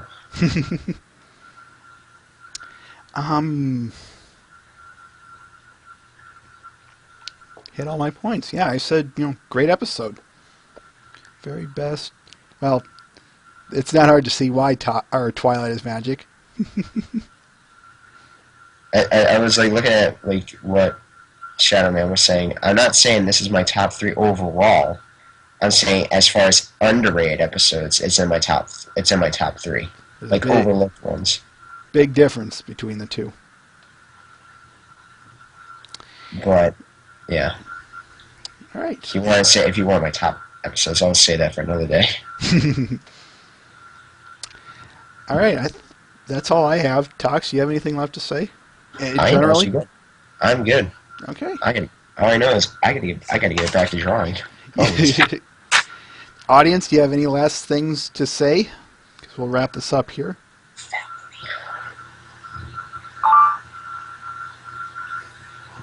Being. Most underrated episode is Super Cider Squeezy. It's hands down. That's my most underrated episode of the entire series. It's such a brilliant episode that people just don't remember it. I have a lot of good things to say about the Flim Flam brothers, but I'm not going to spoil it. Not now. Yeah. All right, then let us wrap things up here. Just a reminder, folks, no Babble with Bronies next week. We will resume the week after. That's the... Let me see. That'd be the 7th of July. We'll resume then. Oh, that's Otherwise, yeah, I know it's always a while, but that's 2 weeks. I hate doing these, but I don't have much of a choice. One last thing. Just want to say thanks for joining us for 50 episodes. We hope to continue 50 more, 100 more. We have to just keep going until there's absolutely nothing left to be squeezed out of this. And then, who knows, maybe we'll move on to something bigger and better. Or, well, how do you move on to something bigger and better when you're dealing with MLP FIM?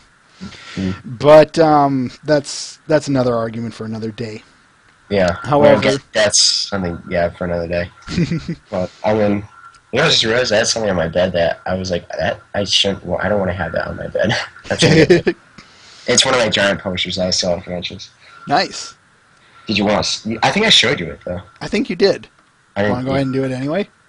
Why not? It's on my DeviantArt, but you guys get to see the print.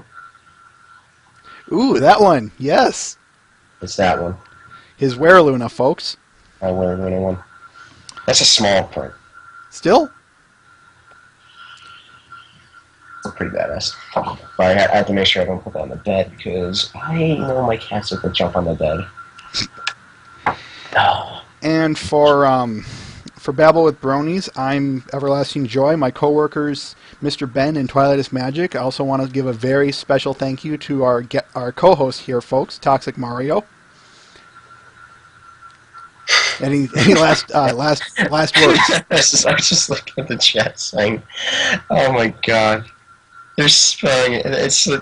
I just like how he said "where" instead of W-E-R-E. It's W-H-E-R-E. That's actually really funny. Oh my god, that's really funny. I like that. But anyway, I wouldn't mind doing this again. That'd be fun. Excellent. Pick another episode that I would do the same type of stuff. I'll keep that in mind. Yes, sir. Audience, what do you have to say to that? Here's another 50, and he's like, no. 50,000. Yeah, insert your over 9,000 meme here.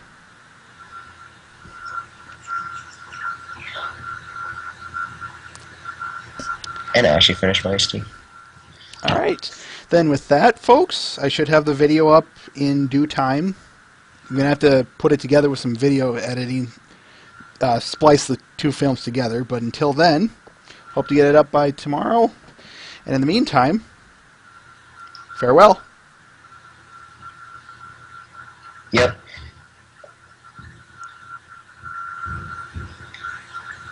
Kill the child. Hold on. Oh.